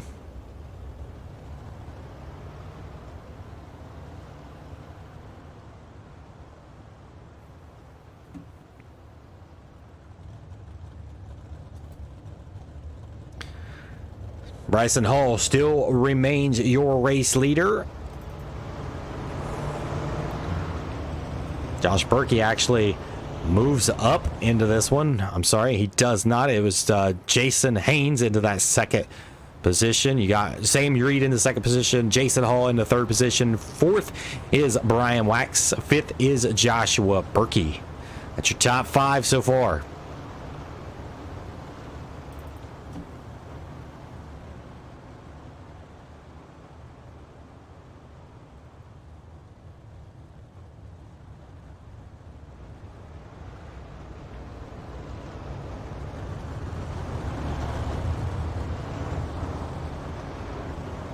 There we go. We got things sorted out. We got some guys that was on the wrong lap there, so we got everything squared away. How iRacing pace truck comes out onto the speedway kind of messes some things up whenever that caution falls at a certain point in time.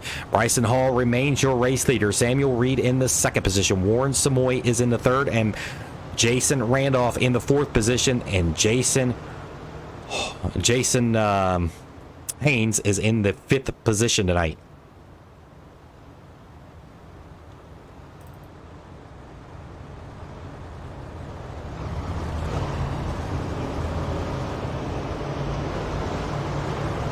Looking for green flags here out of turns 4. Green flag is going to be waving. Green flag is in the air.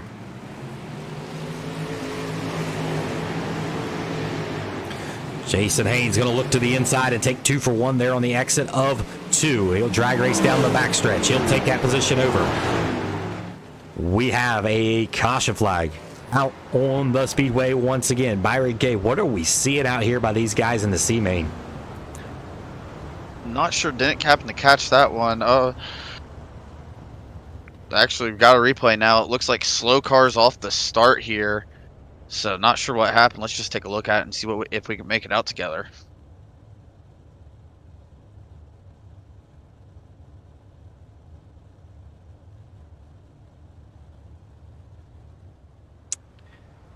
Looks like it's very interesting to say the least. Looks like that 79 was just very happy to get on the throttle, and then I think Chris Sainz just took his frustration out on him as he's done with it.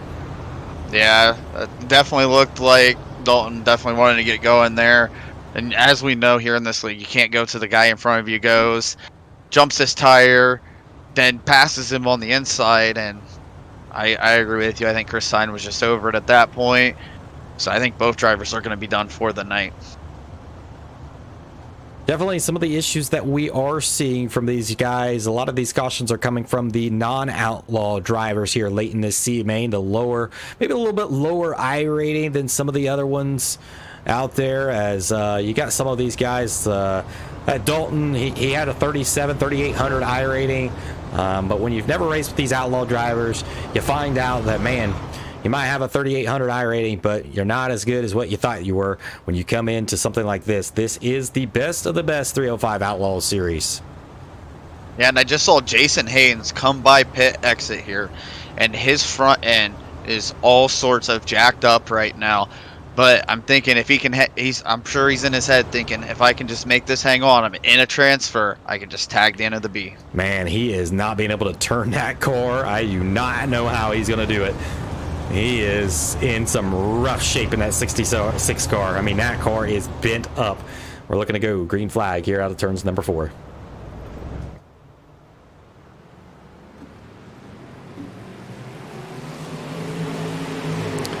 Green flag is back out there again. Randolph will take the same approach again to the bottom side to try to take these two guys all in one turn.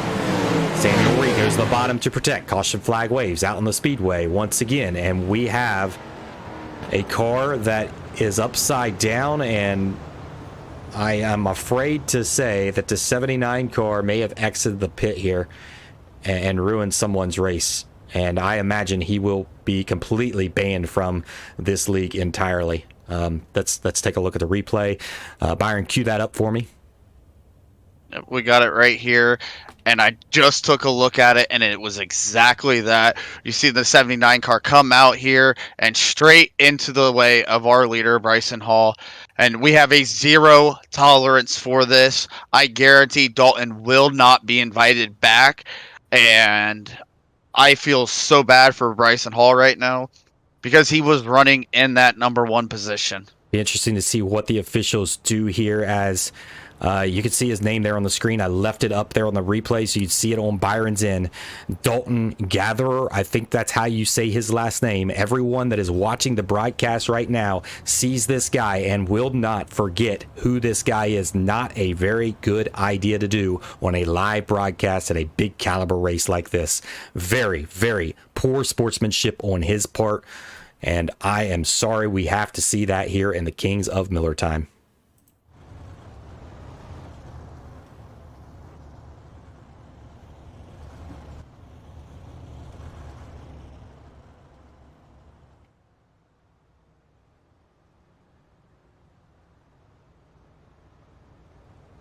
They're getting word from some of the drivers there saying take clips of that and post it on all the sites out there to let people know. Absolutely, that will happen. We will make sure that this guy is known, and what he just did here tonight, unacceptable by this driver.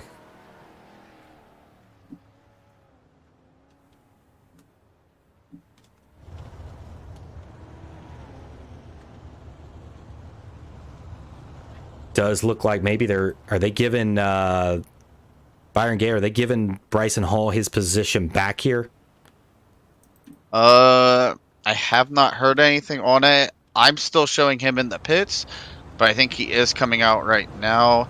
He does have a pretty bad car, so yeah, I am ahead of you right now. I actually do see him out onto the speedway right now.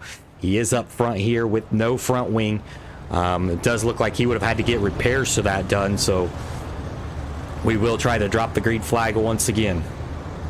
And it looks like we're staying under yellow right now, and I agree with 90% of the drivers that are in our chat right now. Like, that was absolutely unacceptable. Go ahead, start clipping it, post it out there, tag me in it. I want to laugh at him one more time as he can get banned from iRacing services. Yeah, unacceptable. It'd be interesting to see once we do send this into iRacing if they do ban him. I know there's official racing you cannot do that in, but a league racing like this as well, where there's money on the line, I imagine iRacing will frown upon that once that gets posted out there.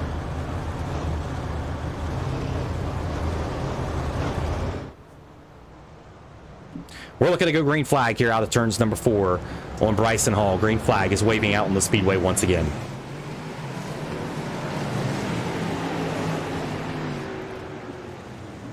You can see Bryson Hall just has no control of that car, no power really underneath that, as they're just going to kind of blow by him. Samuel Reed going to try to hold on for this final transfer spot. And we have a caution flag once again in your C main.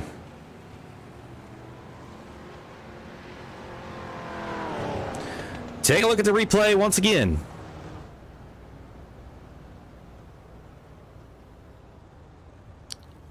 Inside tire by Jason Haynes. Inside wall, I should say. Gets him upside down. Gathers everybody up. And we're under caution once again. Anybody out there in the world of watching on YouTube have got the count on the caution laps here? I have lost count of it, as way too many in this C main. Hopefully this is not what we're going to see in tonight's A main, as we hope to see a lot better racing here tonight.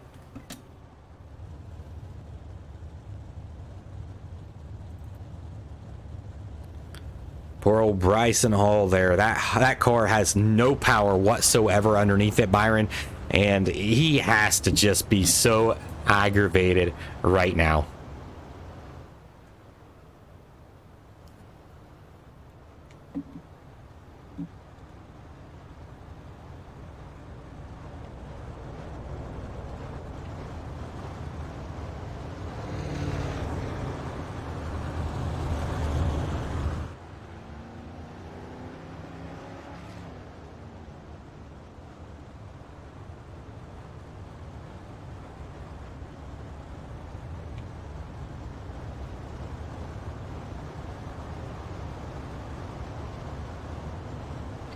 I imagine the admins will be reviewing this C main over and over and over again for the next couple weeks and look at every single incident that happened in this. And if you were a cause of more than 2, I imagine you're not going to have a very good letter from Millertime Motorsports. I imagine you will not be invited back to this series. Unfortunate events going on here in the C main.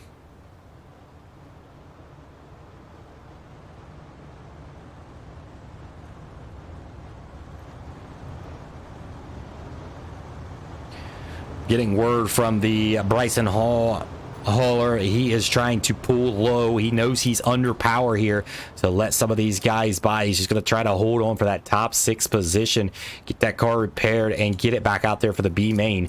He's going to try to restart this down low here, and everybody else is going to try to find a way on the outside of him. Good communication by that 76 machine there, letting them know, everybody, he is under power. Green flag is waving out in the speedway.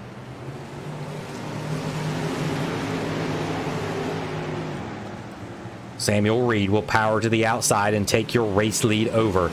Jason Randolph gets around Bryson Hall here. We've got just a few more laps around what has been a wild C main. As you can see, Hall is losing command of this one.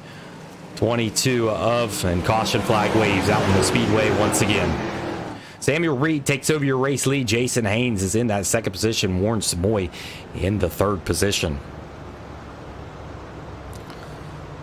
Take a look at the replay here and see what happened. Walk us through it, Byron Gay. No, like we said, we always talked about this getting tight up there around 1 and 2, and it looks like Dustin got on the bad end of that, as him and Larry were going for the same real estate. And again, that wall out of 2 just comes in really quick there. So unfortunate for him. We knew his car is already broken.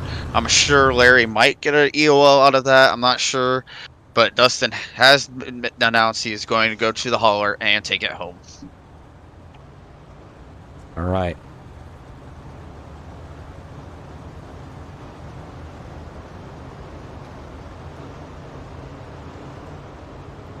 Interesting C main. I don't recall, Byron, and you can correct me if I'm wrong here, but I do not recall ever in my broadcasting career over the last 3-4 seasons with Millertime have I ever seen an event like this.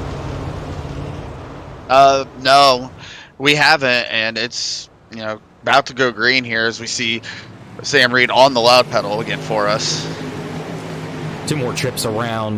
Looks like Randolph's got a big bite down there on the bottom. He's going to take over the race command here. Cautions has been his favorite here, coming up through the pack to stay in that car clean. Josh Berkey ripping down the top cushion. He's right there to the back bumper. White flag is out.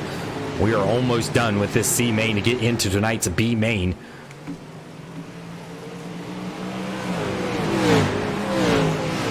Coming out of 4, Jason Randolph looking to take your checker flag here.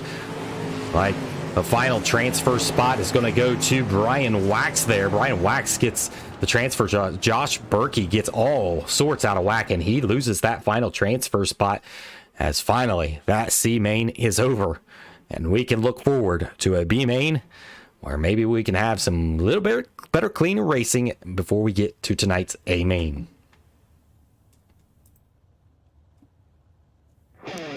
Here's what your B main action starts with. Starting on the pole from Vortex Sim Sports, number 179 of Daniel Boyd.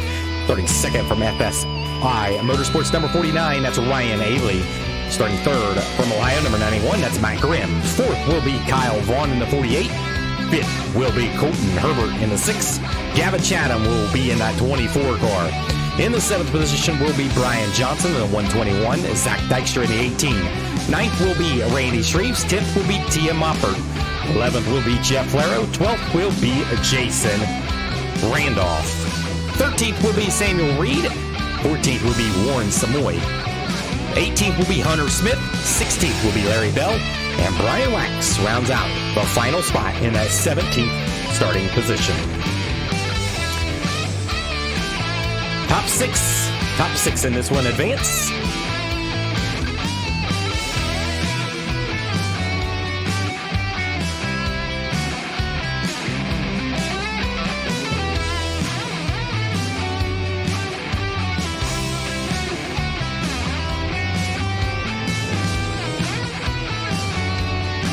Lights are out on the iRacing pace truck. We're going to go green flag this time by out of turns number 4.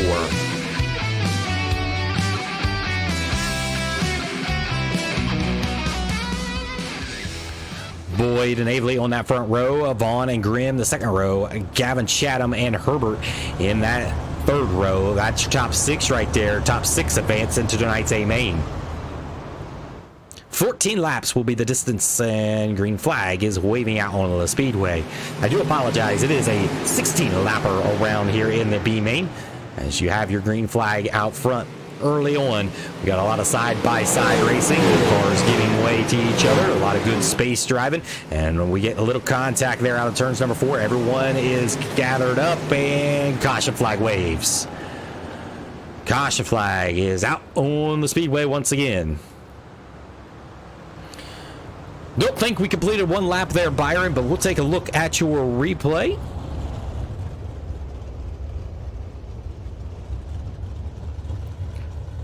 Four cars diving it in there hard. Looked like Jeff Flaro tried to dive it in there really hard to try to take it away, and that was what kind of started in the 0-0 of Jeff Flaro.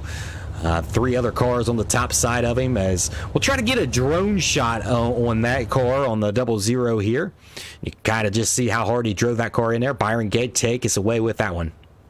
Yeah, I wanted to look at this again because it kind of felt like it looked like netcode there from the other camera angle. So I'm actually going to take this back again. I want to get it slowed down for us because I want to see how Jeff entered there, because it threw the car very weird. So obviously we're coming in slow motion here.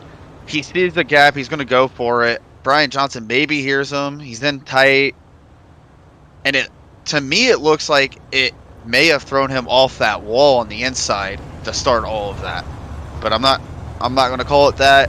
Hard driving there by Jeff does slide him up into Brian Johnson and Gavin Chatham. Yep, I imagine Jeff Flaro will probably get the EOL here as we wait the word from iRacing and the officials of Millertime Motorsports. And it has been an EOL given to Jeff Flaro. Jeff Flaro has been given the EOL. That's kind of what I seen there. And so Jeff is going to find his way, struggling to get through this field, as he's now going to restart in the 16th position. Gavin Chatham currently still in the pits right now, trying to make repairs to that.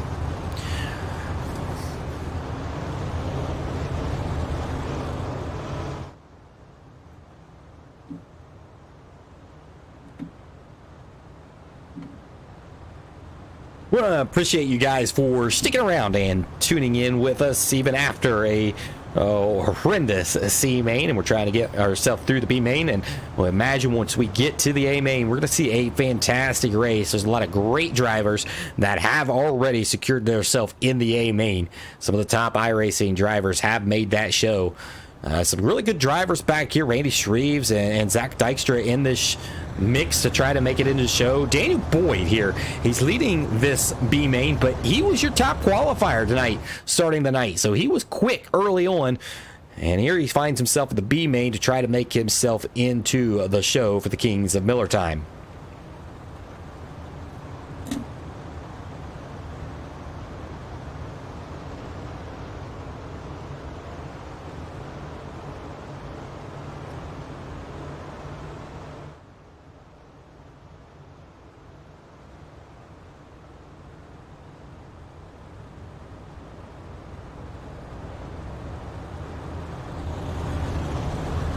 Gavin Chatham has rejoined the field. The lights are out on the iRacing pace truck. We're ready to go back. Green flag racing on a single file restart. Green flag is waving.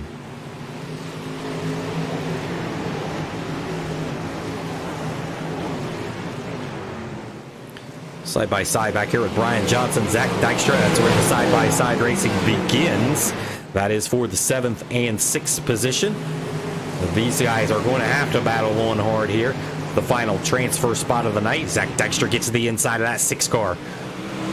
Takes the position away. Zach Dykstra up into the good position as the caution flag waves, and we'll see if iRacing reverts back to the previous lap, which may take Zach Dykstra back out of the transfer spot. We'll have to take a look at that as we look at the iRacing Luke's Bar and Grill replay.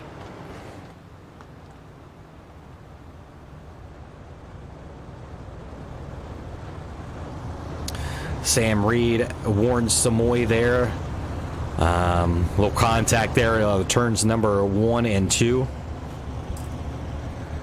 Got a couple cars that was upside down. Hunter Smith, Larry Bell again having all kinds of sorts of trouble tonight in that 53 machine.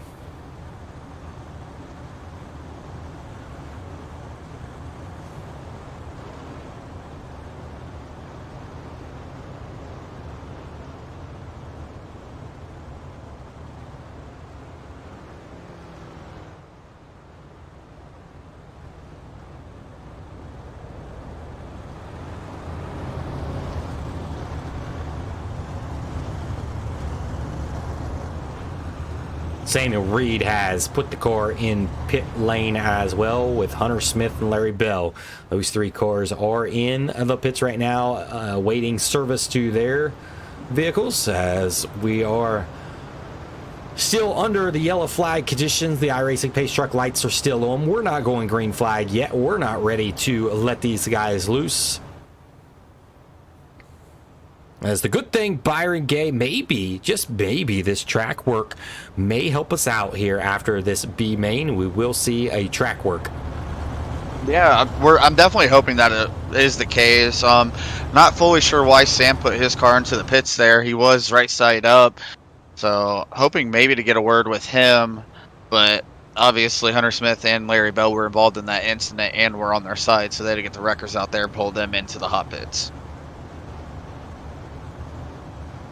Lights still out, or still lights are still on the iRacing pace track. We're not going green this time by. It looks like we'll go one more time around before we get any kind of word. Hunter Smith is looking like he is exiting the pits now, so he is going to rejoin the crew.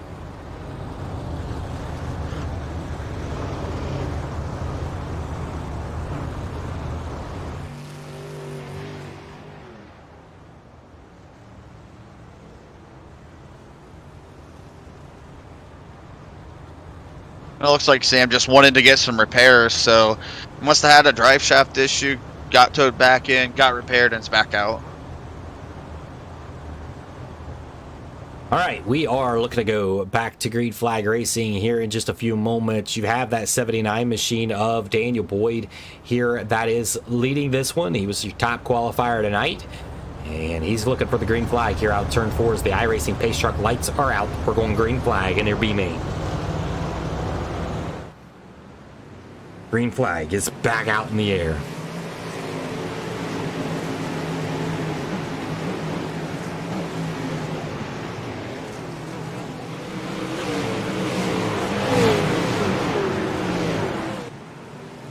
Daniel Boyd, still your race leader out front. We've got 11 more laps all around the speedway here in your B main. Your top 6 transfer out. Your transfer spot battle right back here. You got Kyle Vaughn. You got Zach Dykstra. This is a hard race right here. These guys know this is for the final transfer spot. Zach Dykstra has it right now in 5th, and Kyle Vaughn. The 121 Brian Johnson just took that position away. Then now Colton Herbert took it away. So it's a big cluster right here for the final transfer spot. There you look. Jason Randolph. He was in your C main. He won your C main. And he's looking to try to make it into tonight's A main. As you see Zach Dykstra gets into the back end of one car. It loses a lot of position. Now he's going to look back underneath the 47 of Jason Randolph. Contact made. And Jason Randolph is in the wall. Caution flag waves. We seen that one coming there. I imagine the 47 didn't know he was coming there on the inside there. As we have caution flag back out in the speedway. We'll take a look at the replay from the Luke's Bar and Grill.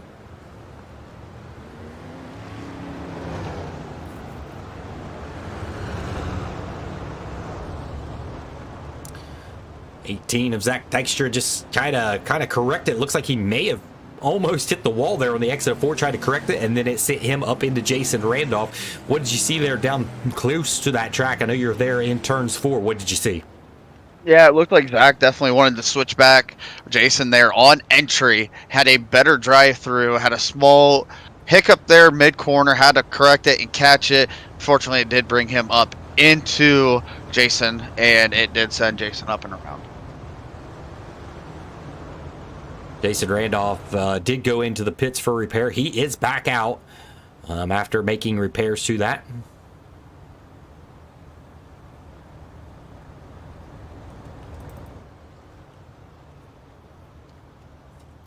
Lost a front nose wing there, so now he's restarting back in the 15th position. Not a whole lot of laps to get back up into the 6th position. He's probably not feeling too good about that one. Probably a little upset about that, but neither there or we've got just a few more laps left in this B main before we get you set for tonight's A main for the $1,400 for this cash pool for these 305 drivers. The winner of tonight's A main will walk away with $350, and it steps down from there all the way down to the final transfer or the final position of $20. So $20, it goes back into the pockets of these guys that make tonight's A main. The winner takes away $350, a total of $1,400 total cash pool for tonight's race.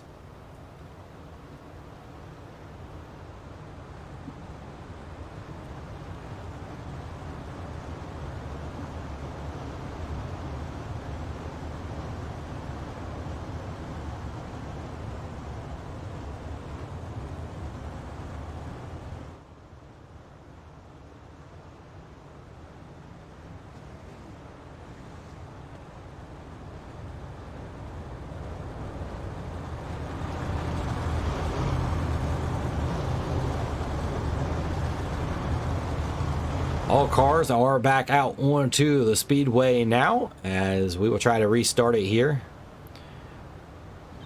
Daniel Boyd in that top position has led from the green flag. He's probably happy to see himself up here in that first position.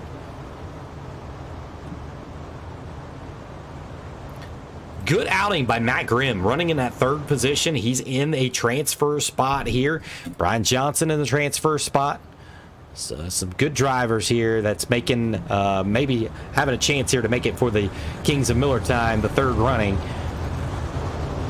So We're about to go green flag here out turns 4. You've seen Jason Randolph's going to be at the tail end of the longest line here. Green flag is waving out the speedway. We have 7 more trips around the speedway.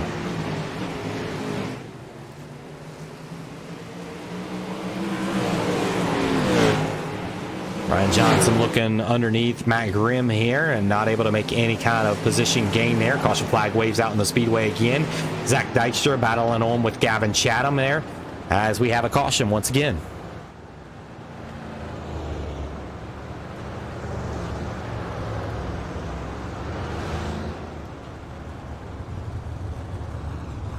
Byron, take a look at the replay.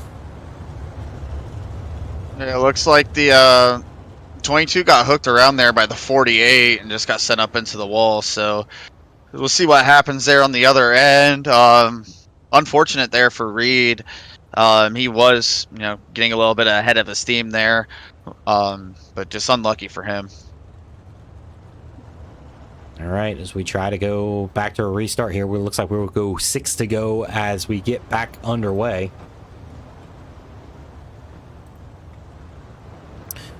In tonight's B main action, as your top 6 transfer tonight.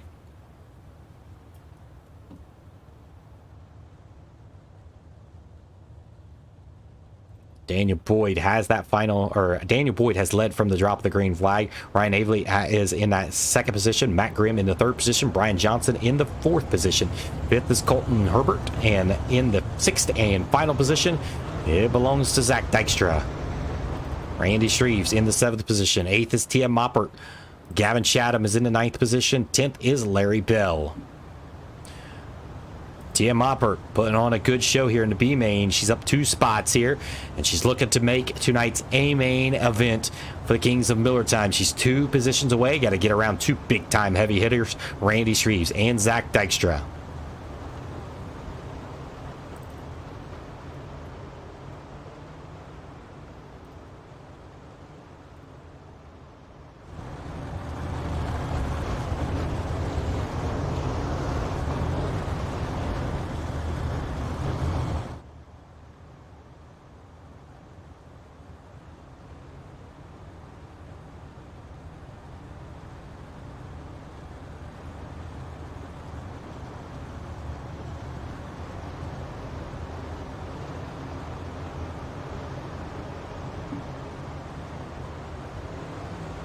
All right, looks like we are all ready to go green flag. The iRacing Pace Truck lights are out. We are set to go green flag to finish up your B main action.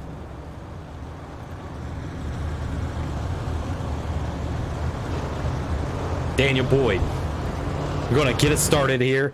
Green flag is back underway.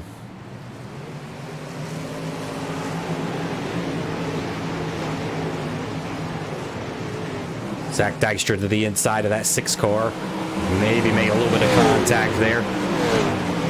Pushes him up, and that opens up the door for the 18 machine. Around goes another car in the back of the field. Caution flag waves out on the speedway.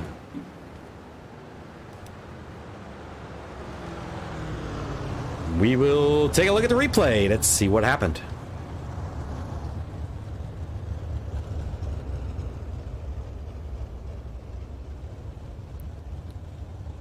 Wow, look like Byron, can you sort that one out? Look like 2 cars went for the same real estate there. Larry Bell went to the bottom, Jeff Flair went to the bottom, and then it just shoved everyone up into Gavin Chatham. That's exactly what we had there. I'm gonna go ahead and get a freeze frame here. As we look at this, and you can see both drivers are looking for the same piece of real estate. And as we go slow motion here, it's just unfortunate that Larry does not realize how close Jeff is to him. Tries to close the door down there and get the run on the bottom. Jeff is there, and Gavin Chatham is just the ball behind the 8 ball and just gets sent right up into that outside wall. Great shots there by Byron. Thank you for those. As we are trying to close out a rough B main here. We've seen a rough C main. We've now seen a rough B main. Where will we see in the A main?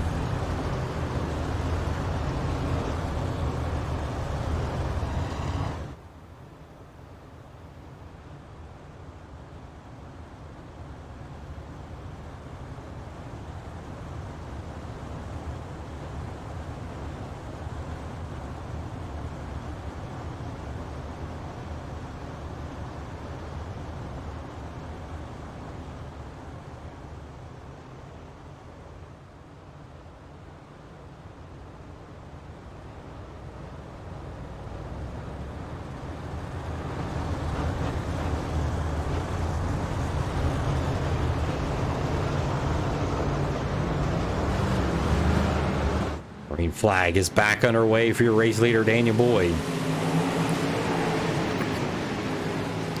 We hold on to this position back here for the final transfer spot. Zach Dykstra holds on to it right now. And we have, should I say it again, Byron? Might as well at this point. Another caution out on the speedway. This time, let's check and see who was the culprit in this one.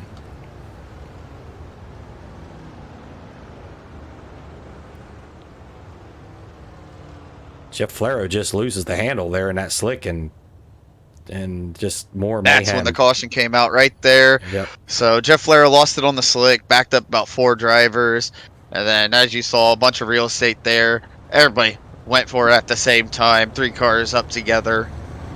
So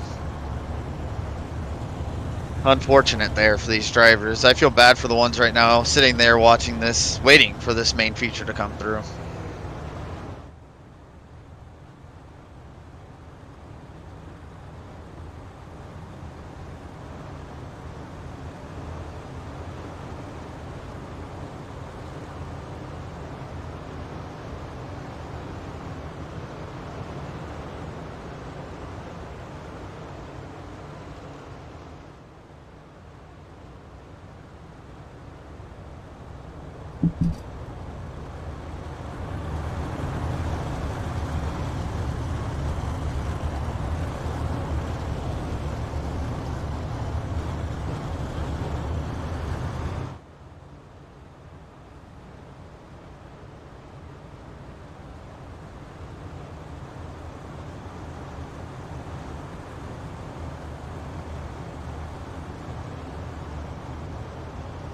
All right, we'll see if we can finish these last 4 laps and maybe get ourselves set for an A main. It's been a long night already with your both C and B main being something that we've never really seen over here with Millertime Motorsports, and very interesting to see what the advents will do after this race here. We opened it up to outsiders, and maybe that was the mistake. Green flag is waving out on the speedway once again.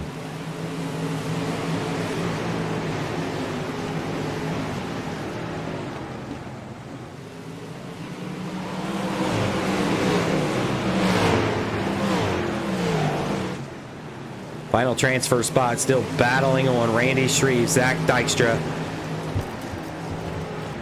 And I don't have to tell you guys again, we have another caution.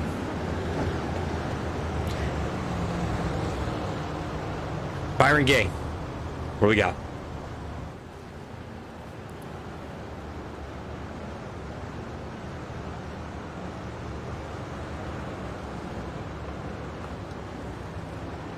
Got you queued up.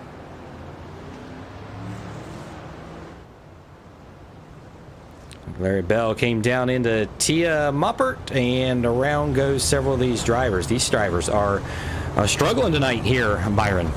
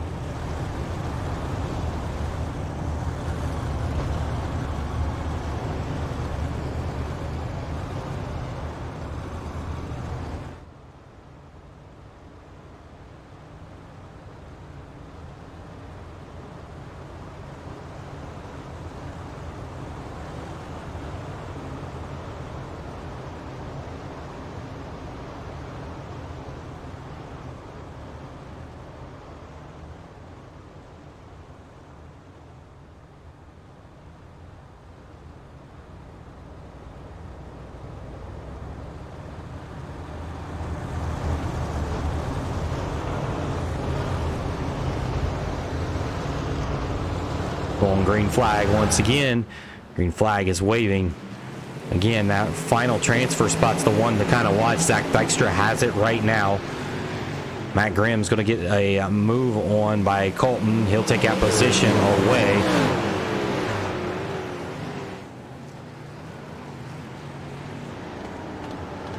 So at this point, it does look like admins are probably just going to start booting some people out of here. I mean, this is unfortunate events going on here, as we have yet another caution out on the speedway. Byron Gay, let's take a look at it. And it's just unfortunate. A car does get turned up in front of Sam Reed here, and he's just got nowhere to go. Ends up getting his car stuck on the bottom there. That brought out our caution. And, you know, he was able to get it back going again, so he's going to probably tag the rear here.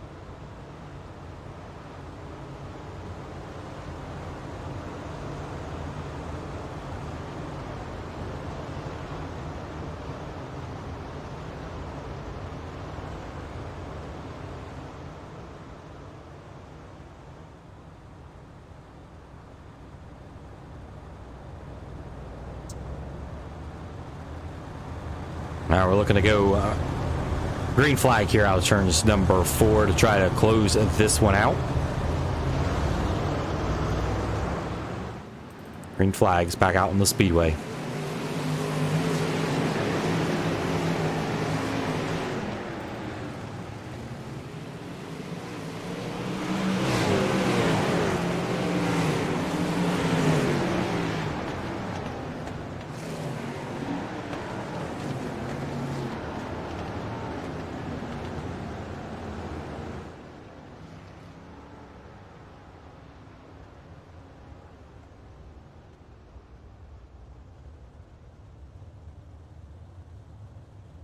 And no reason to tell you. You see it there out on the speedway. Caution flag is back out on the speedway.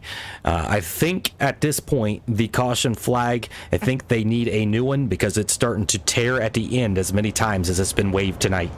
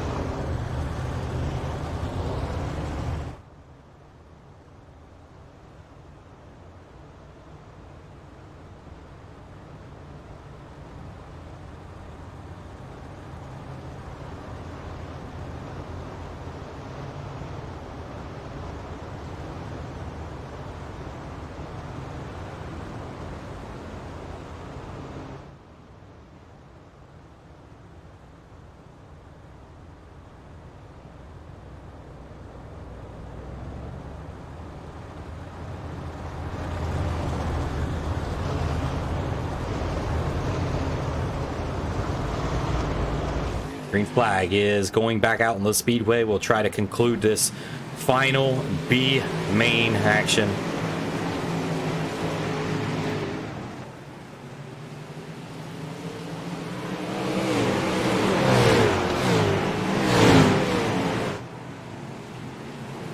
All right, Graham in the final transfer spot. Caution flag is back out in the speedway.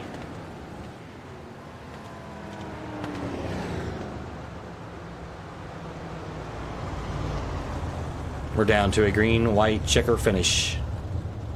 And this is the final caution, and there will be one last green, white checker. This will be it right here. This was the third attempt.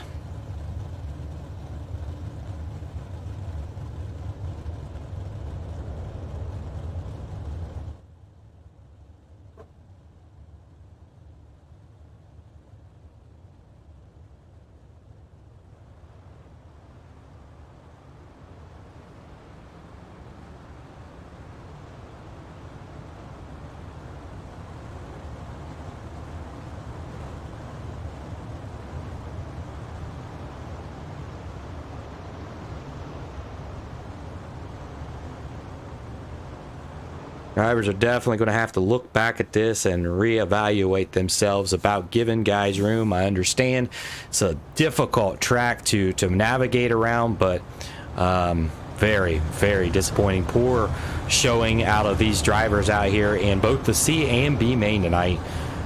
Just not giving room. Everybody wants into that show, but at one point in time, some respect for other drivers has to come at play at some point in time, and it's just unfortunate to see this in a simulator like iRacing that is a one that I find is very appealing versus other racing games out there. That this is the kind of stuff you would normally see on those games, and it's just very, very unfortunate and a very, very sad night in iRacing for sure.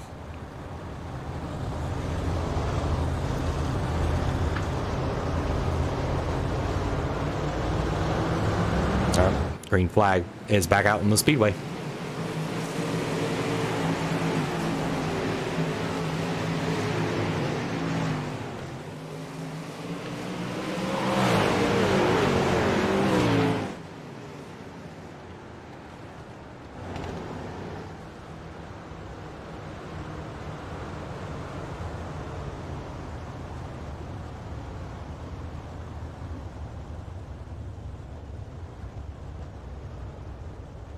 This will conclude the race here. It's going to finish up here. That was our last attempt at a green-white checker. So, interesting stuff here developing in the Kings of Millertime. We'll try to regroup here, and we're actually going to step away for a quick commercial break here in just a few moments. Get a breather. We're going to have a warm-up session here, and we're going to try to get yourself set up for the A main tonight.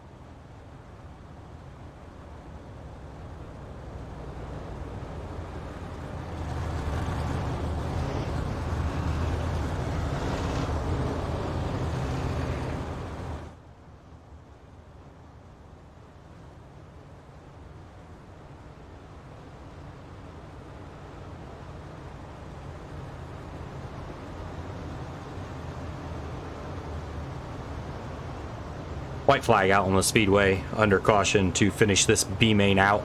Not sure I've ever seen this finish under like this, but nonetheless, we should have the white flag, should show checker flag. I'm hoping for the next time, for everybody's sake, we're hoping that it's the checker and we can get ourselves on to tonight's A main for the third running of the Kings of Millertime.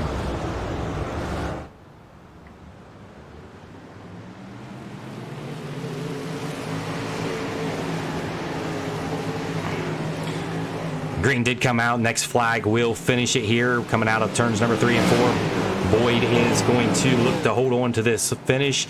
And in the final transfer spot, Zach Dykstra will get it to make the A main. Warren Samoy, Brian Wax, Jason Randolph, Randy Shreve, Sam Reed, Kyle Vaughn will not make the show tonight, and we will step away for a quick commercial break. iRacing, you wanted the best, you got them four abreast, often imitated, never duplicated, the greatest show on dirt, the World of Outlaws.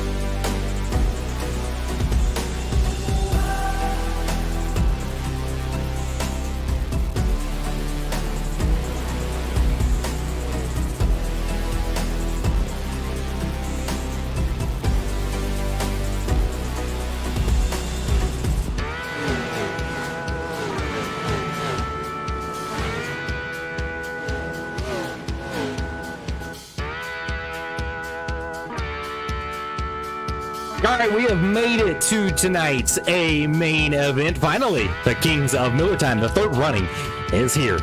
And we do have a really good group of drivers in this one. Some great caliber drivers. Alex Bergeron, Ross Kaiser, Dylan Hauser, Aid Berlin, Tyler Street, just to name a few. Clayton Tilley's here, John Helms, Troy Flaro. Zach Dykstra barely made it in there in the B main. Got Matt Grimm that came from the All-Star Series. He has made it into the show. That shows that he was safe out there through these B mains. As we are getting you set ever so close to tonight's A main event.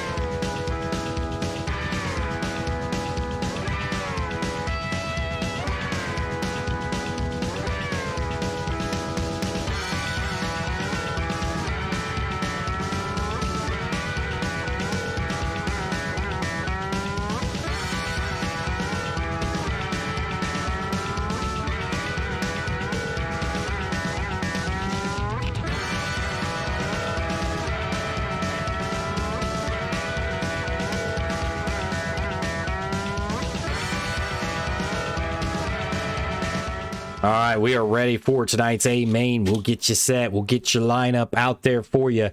And this is the A main for the Kings of Millertime.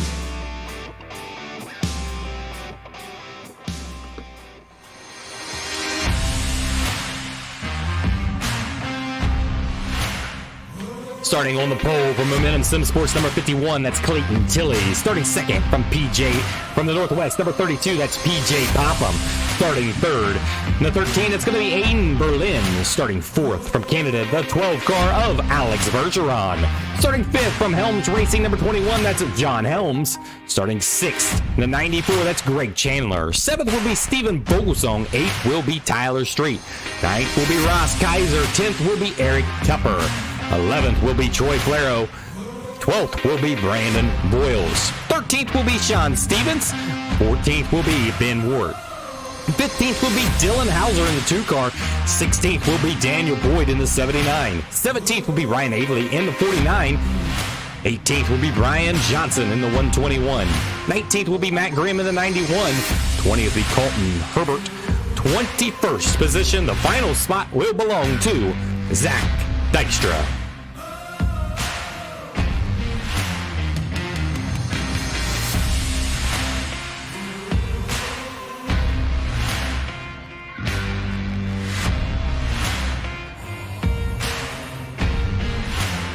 We're going to try to go 50 laps around Weed Sport. We got a long time around this place. A lot of racing can happen in tonight's A main.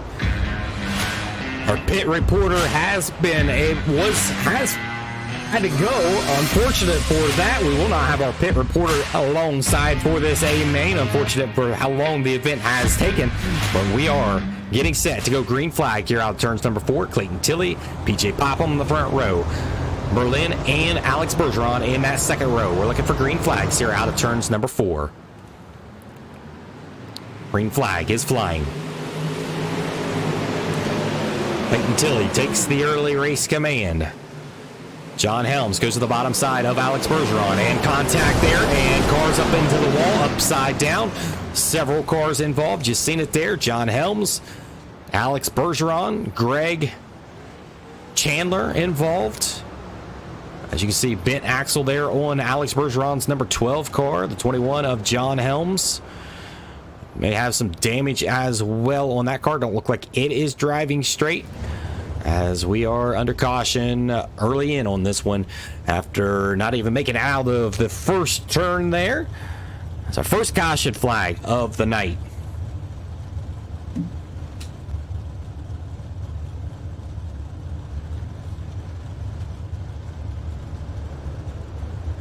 Definitely need to take this opportunity to give a big shout out to our sponsors for tonight's race.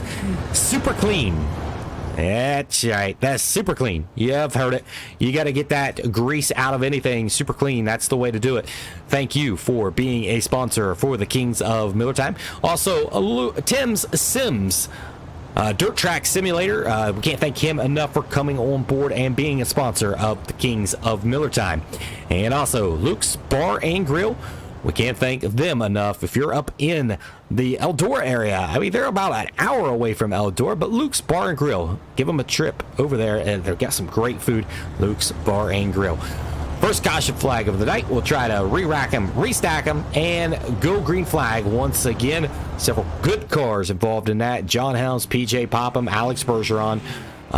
Some pits were made. John Helms going out of the pits now. You had Alex Bergeron had to go in for repairs. Now Alex Bergeron back into the 19th starting position. So he's got some big-time work, and we'll keep an eye on the 3-time champion Alex Bergeron back there in the 19th position.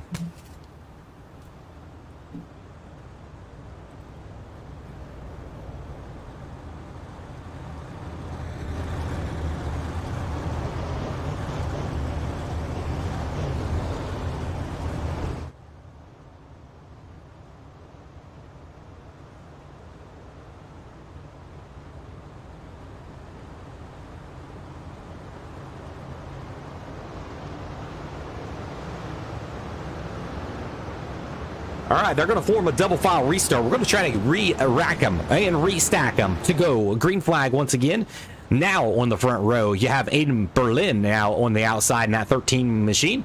You have Clayton Tilley that has the pole position and will drop the green flag here.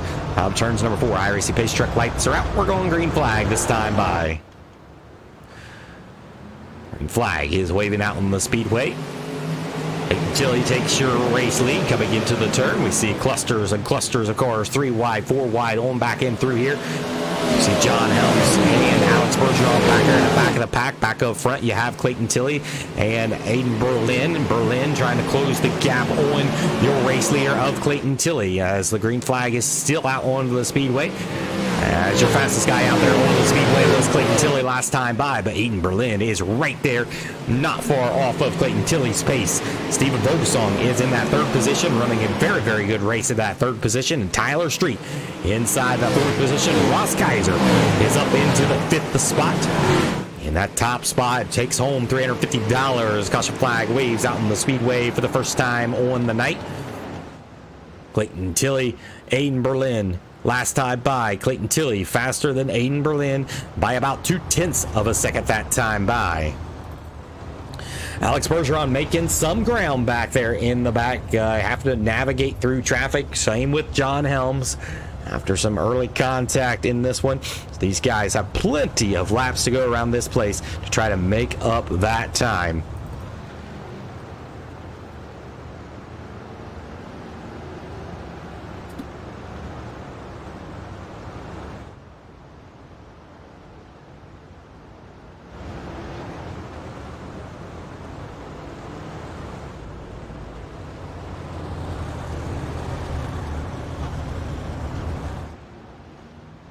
Sean Stevens had to make repairs to that car, as currently your leader right now is that Australian Clayton Tilley. He ran with the Outlaw Series this season. Clayton Tilley in that 51 machine. He won 4 races on the season, and then of course he had to move away and did not have an internet service, so he lost 4 weeks of racing.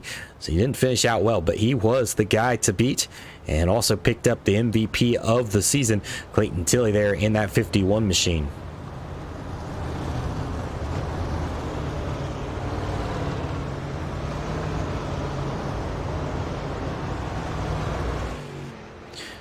Tyler Street there. Tyler Street inside the top 5 right now. He's got 2 wins late in the season, so he's got a high streak here, so you got to keep an eye on that 4-star machine. He is on the outside of row number 2, and he seems to come in late on these races. That's when he shines. He starts to come through the pack. Normally he has to start around 10th, 11th, 12th and climb his way, and we've seen him do it and get the victory. So he is right there in that 4th spot. Keep an eye on that 4-star of Tyler Street. We're going green flag this time. iRacing Pace trucks to dip off. Green flag is waving in the air. Berlin gets a good start on Clayton Tilley here. Clayton Tilley go to the bottom side. Will do Berlin. Berlin gets a little better grip to the bottom side. Here comes Aiden Berlin. Caution flag waves. And it was a good thing for Clayton Tilley because Aiden Berlin was on the move there. He got the grip down there on the bottom side of the raceway. We was about to see sliders exchanged by these two up front. But the caution flag waves and PJ Popham involved in it. He is in the pits. It was a solo incident back here with PJ Popham as our caution is back out on the speedway once again.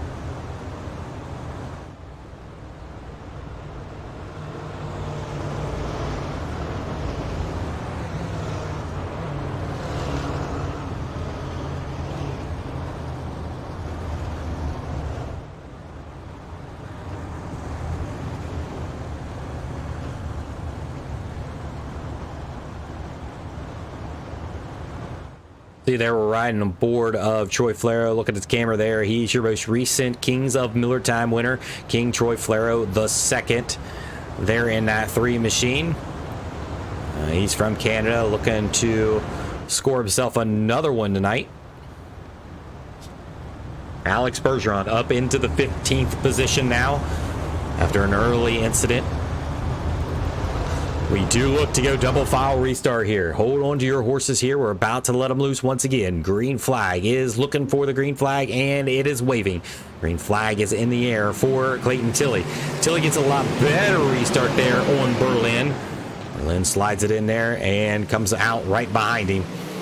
Big cluster on back in here.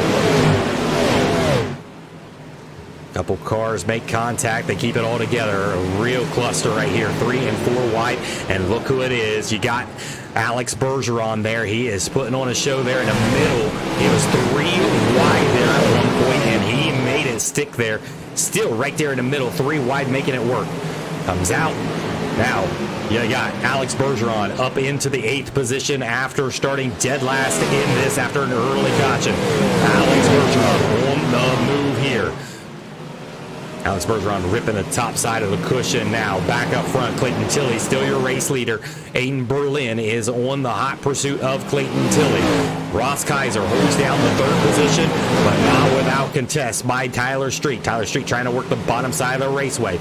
Brian Johnson right there. Got a big run on Tyler Street, now looking underneath. There's Alex Bergeron, takes another position away. You see Alex Bergeron up into the 6th position now. Fastest guy out on the speedway last time by, still Clayton Tilley and Berlin. And then it would be Alex Bergeron at that point in time, as you see side-by-side racing there with Brian Johnson.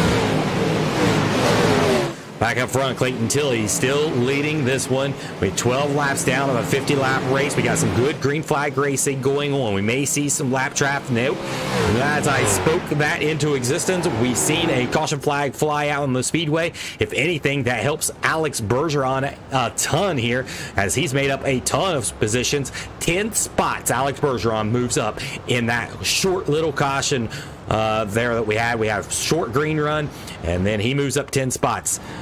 John Helms back here. He's trying to make his way up through here, and he's done some work. Still looking for more. But it's all been Clayton Tilley in that 51 machine up front. Aiden Berlin right there following in suit. Interesting to see once this track starts to wear off who will prevail. So far it's been Clayton Tilley, but Berlin has been fast.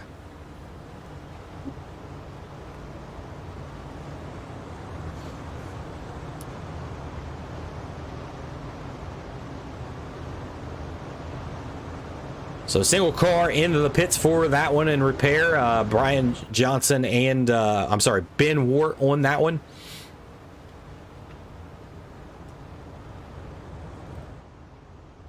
As you can see, Ben Wart looking to try to get that car refired back out here on the speedway, as we have lost our pit side reporter. He is how we control a lot of our replays. We like to do it that way. We're able to get really good shots that way.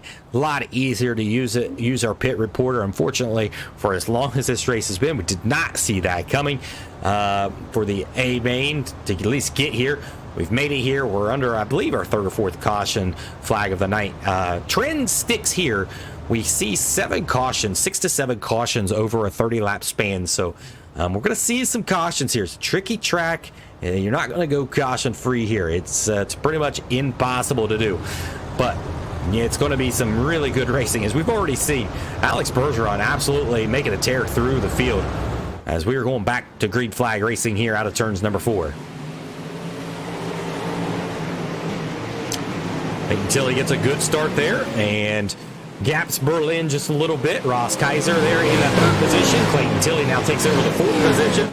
Tilley is now back up. Bergeron is back up into the position he started. Now he'll try to battle on with Ross Kaiser. Ross Kaiser tries to rip the top side of the cushion. We'll check times next time by. We'll look at the best laps in this race so far. And Clayton Tilley, of course, being up front, he has run the quickest lap at a 14.248. You can see Bergeron now to the inside of Ross Kaiser. Looking at last lap times. Berlin was faster than your race leader, and you can see him close into the back bumper of Clayton Tilley. Bergeron now up into the third position, battling hard with Ross Kaiser. Will he be able to clear that one? Berlin still faster than your race leader of Tilley. This time by Tilley was a little bit quicker than Berlin. Here for the third position, it does look like Alex Bergeron has taken the position away from Ross Kaiser now.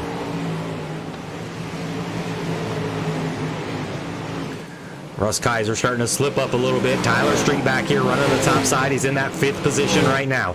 Back up front, Clayton Tilley, still your race leader by about 0.4 of a second right now. Berlin ran a faster lap the previous lap, and then Tilley runs the next faster lap. So it's back and forth with these two drivers. Fastest guy out on the speedway last time by, Alex Bergeron. Bergeron was faster than the two in front of them. This time by, he was faster again. You can see it there on the board at a 14.632 versus the 14.7s of your race leaders. 21 laps down of a 50-lap race, closing in on the halfway point of this race. Now you can see Clayton Tilley still racing the bottom side of the raceway. Berlin goes to the top side in 3 and 4. Completely different lines there in 3 and 4. Caution flag is waving out on the speedway. Looks like Troy Flero involved. He goes around there on the front stretch. Doesn't look like maybe any damage there. Just kind of went around there on the front stretch, and that caused the caution as leaders was catching back up to him. That is your second king of Millertime, King Troy Flero the second. And unfortunate for him, he is going to be towards the back of this on the restart.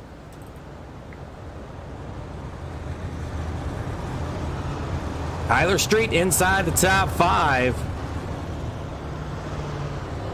Take a look at biggest movers. Biggest mover is this Colton Herbert. He's up 14 spots in this race in that 6th machine. He holds a 5,400 I rating. He's showing it why he is that, as he's moved up into the 6th position, up 14 spots in tonight's A main.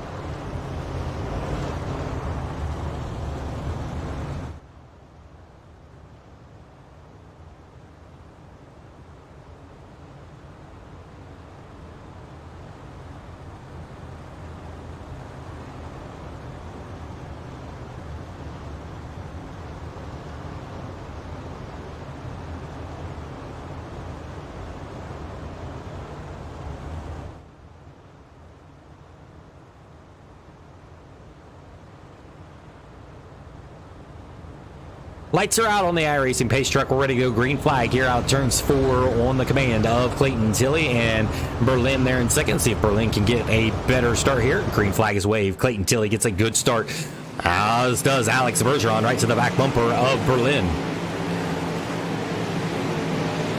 Tyler Street goes to the bottom side to try to get a run underneath Bergeron. Not able to do it. As Tyler Street runs the bottom, everybody else kind of goes to the top side. Clayton Tilley still your race leader up front, as we're 1 lap away from the cross flags. Cross flags are coming out this time by for Clayton Tilley. 2 guys just racing the top side of the raceway as Clayton Tilley runs the bottom side of the raceway. Fastest guy out there is Clayton Tilley. He ran it up down on the bottom side, and that seems to be the preferred line right now for him. Running a 14.7 versus the guys on top running 14.8s and 14.9s. Will that bottom side go away and the top side be there is the question, and when will it happen? Last time by, they all run identical laps now at a 14.8s. As you see, that gap is starting to shrink just a little bit, and then it widens back up in the entrance of 1. Caution flag waves out on the speedway. As once again, you have Troy Flero stopped. You had Ross Kaiser and PJ Popham involved in that.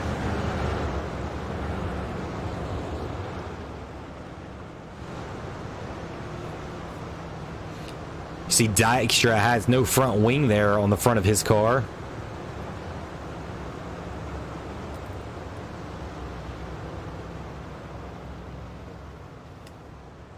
Dykstra and Brian Johnson, they're teammates of each other.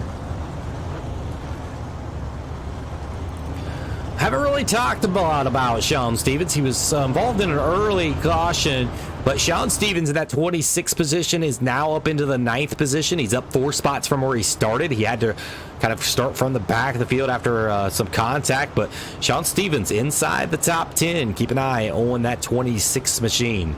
John Helms trying to come back through the pack here, as it does look like we may be getting an EOL here by one of our drivers. Colton Herbert looks like he is the culprit of the caution, so he is getting an EOL to the longest line. He had made some big time moves, so now your biggest mover in this race, Ryan Evely.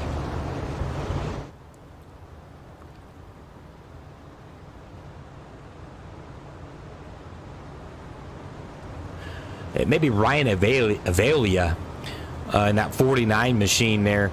You got Brandon Voiles right in front of him, running in that 4th position. He is a king, the very first king. As we are getting you set to go green flag once again. The iRacing pace truck lights are out, and we are set to go green flag here out of turns number 4. Past the halfway mark. If guys are going to make moves, they need to set them up now. Who knows if we get another caution? Green flag is waving out onto the speedway once again.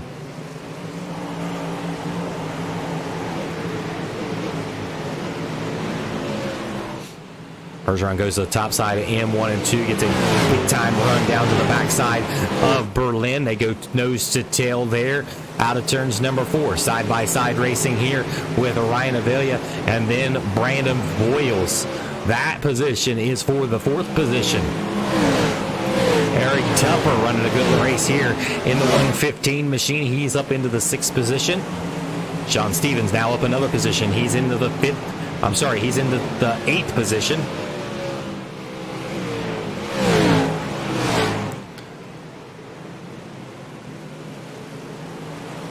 Checking lap times by these guys. Clayton Tilley still out front leading this one. You got Berlin running in that 2nd position and Alex Bergeron in the 3rd position. Still got 20 laps to go in this race. Looking at lap times, last time by the fastest guy out on the speedway, Clayton Tilley, by almost 0.2 of a second faster than Berlin.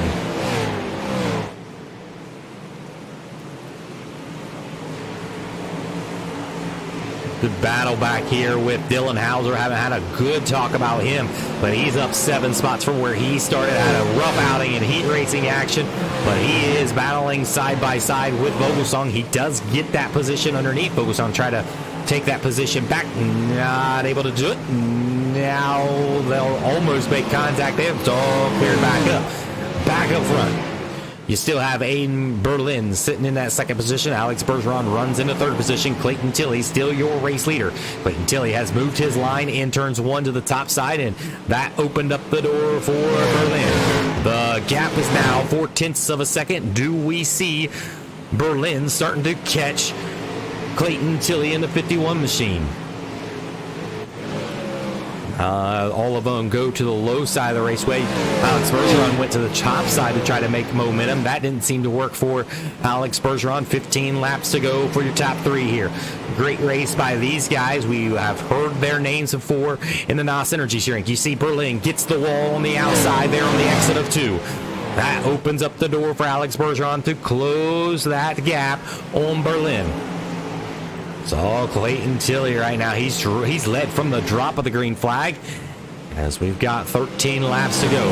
0.4 of a second is that gap. Will these guys close in on Clayton Tilley? Both go to the bottom side. Caution flag waves out on the speedway. So one car was around. That is the 6th car of Colton Herbert. He goes around back there. John Helms was involved as well. Still have Troy Flair and Ross Kaiser in the pits. Not very many more laps around the circuit here to finish up the Kings of Millertime, to crown yourself a new king.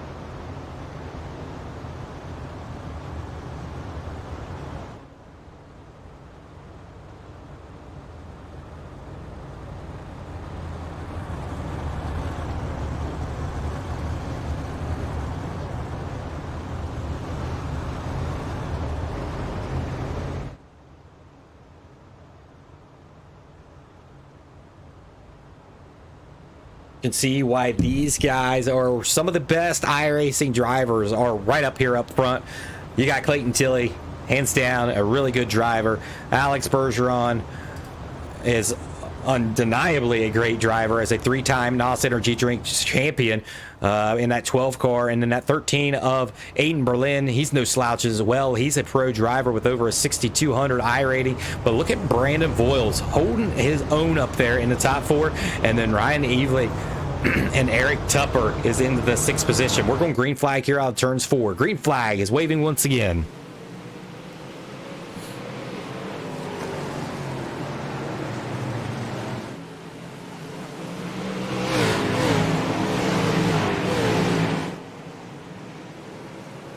Coming across the line, we'll have 10 more laps around for your race leader of Clayton Tilley. Can Berlin get to his back bumper to get him off course and put a slider on him? That is the question we shall see here.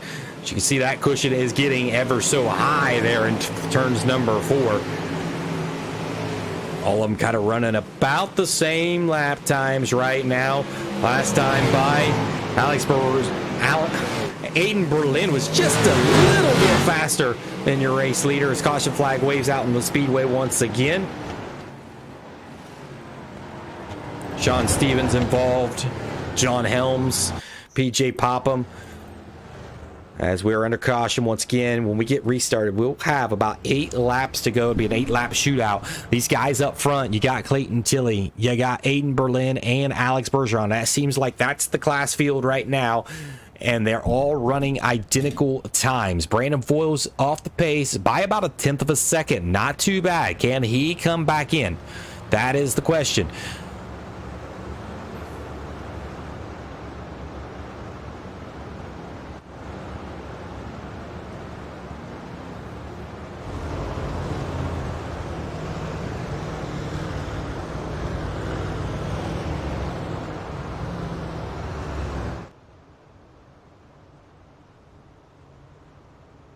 Current big mover is that 49 machine there. Ryan, new to the league here. Signed up kind of last minute. Didn't know if he was going to run it, and now he's running inside the top 5. Looking for a good payday for him.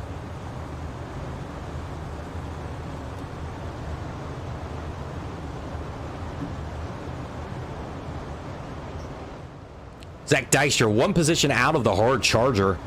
He is past 10 cars right now. Brian Johnson up 8 positions. Green flag's back out in the speedway. 8 laps to go as it crossed the stripe.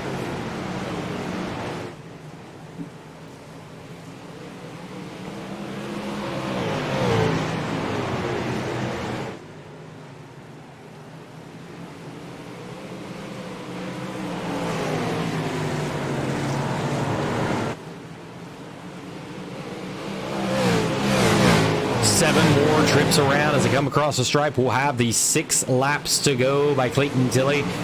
And Clayton Tilley's putting down some really good fast laps in the closing laps of this. He's about 1/10 faster than Berlin at this moment. Brandon Voiles running a very, very good race there in the 4th position. Eric Tupper in that 6th position. Good run for him. Greg Chandler, he's in the 8th position. Zach Dykstra has up 11 spots. He's in the 10th position. Matt Grimm back here in the 12th position. He's an all-star guy. He's made it into this show, and he's doing very, very well. But it's all been Clayton Tilley up front. Alex Bergeron has now passed Berlin there. With 4 laps to go, Alex Bergeron gets a little tight there on the exit of 4. He somehow saves that car and keeps it straight as Aiden Berlin has fell back into the 3rd position. And now Alex Bergeron looking for the race lead. He probably needs a caution flag to come out to catch your race leader. 2 more trips around Weed Sport here. You see Alex giving it. Oh, he is right up there along the cushion. Tap the wall a little bit, just using every bit of this surface. Last lap by Alex Bergeron was a 10th faster than your race leader, 2/10 faster that lap. Will he close the gap here? He's getting there, but it's going to be just a little bit too late. Clayton Tilley out of turns number 4. Tilley is going to win the Kings of Millertime, crowning King Clayton Tilley III.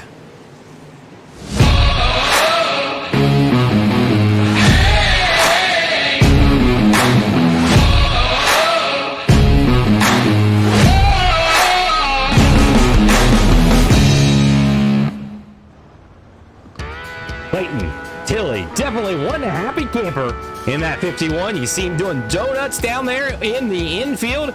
He is your 3rd king of Millertime. Name him Clayton Tilley III.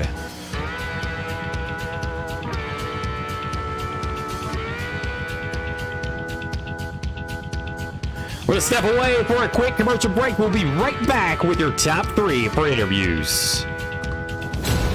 Each year, legends battle for greatness. All strive to be better than the ones before them. But only one will be victorious. The 61st Knox Energy Drink Knoxville Nationals presented by Casey's. August 10th through August 13th, only at Knoxville Raceway. Get your tickets now at knoxvilleraceway.com.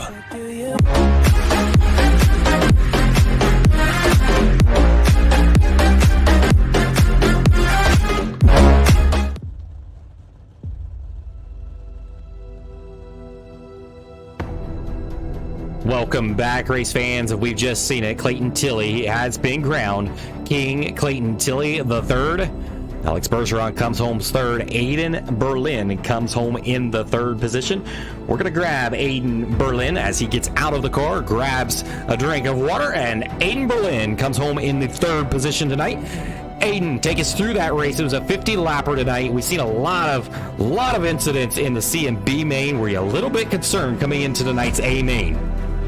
Well, at first we thought yellow laps counted, so that would have been like 10 green flag laps, and that was it. Thankfully, it didn't, so we still got, a complete 50 laps. It was just unfortunate because yellows came out at the wrong time. Every single yellow, we needed like 3 more laps, and we would have had a battle for the lead in the 3-car battle. And I think that would have been, amazing for the broadcast, but still, all in all, it's still a good race for sure. Yeah, so the question is, there was times where we seen you had some momentum there for Clayton Tilley. Was that all it took? Is it you needed the green flag to stay out and that caution not to come out because there was moments there where you were faster than Clayton Tilley? Oh, yeah, for sure. I mean, there's one moment we got on his inside, and if we would have, at least been able to battle with him, that would have been nice. It's unfortunate. We kept having cautions, wrong places. I think if we would have been able to take the lead, it would be reversed. There would have been, yellows kept coming out for him when he would have been able to pass me, and it would have, hurt him. So I think if you're just the leader, it helps so much in these 305s. Second place can't get any momentum to stay with the leader, so the leader always pulls away, but still had a good finish after all that. Yeah, well, congratulations on that 3rd place finish in your first running of the Kings of Millertime. What did you think overall? I mean, you're a 410 guy, and you come down into the 305s to race in this. Overall, what'd you think? Besides the fact it's 305s, I think it was pretty good. It's a pretty good show for 305s. Unfortunately, all those yellows in the consies, but I think if it was 410s, it would have definitely been probably better racing up front. I don't know about the back, but the front would have been, but still a good show all in all. Well, we hope to see you back around, Aiden.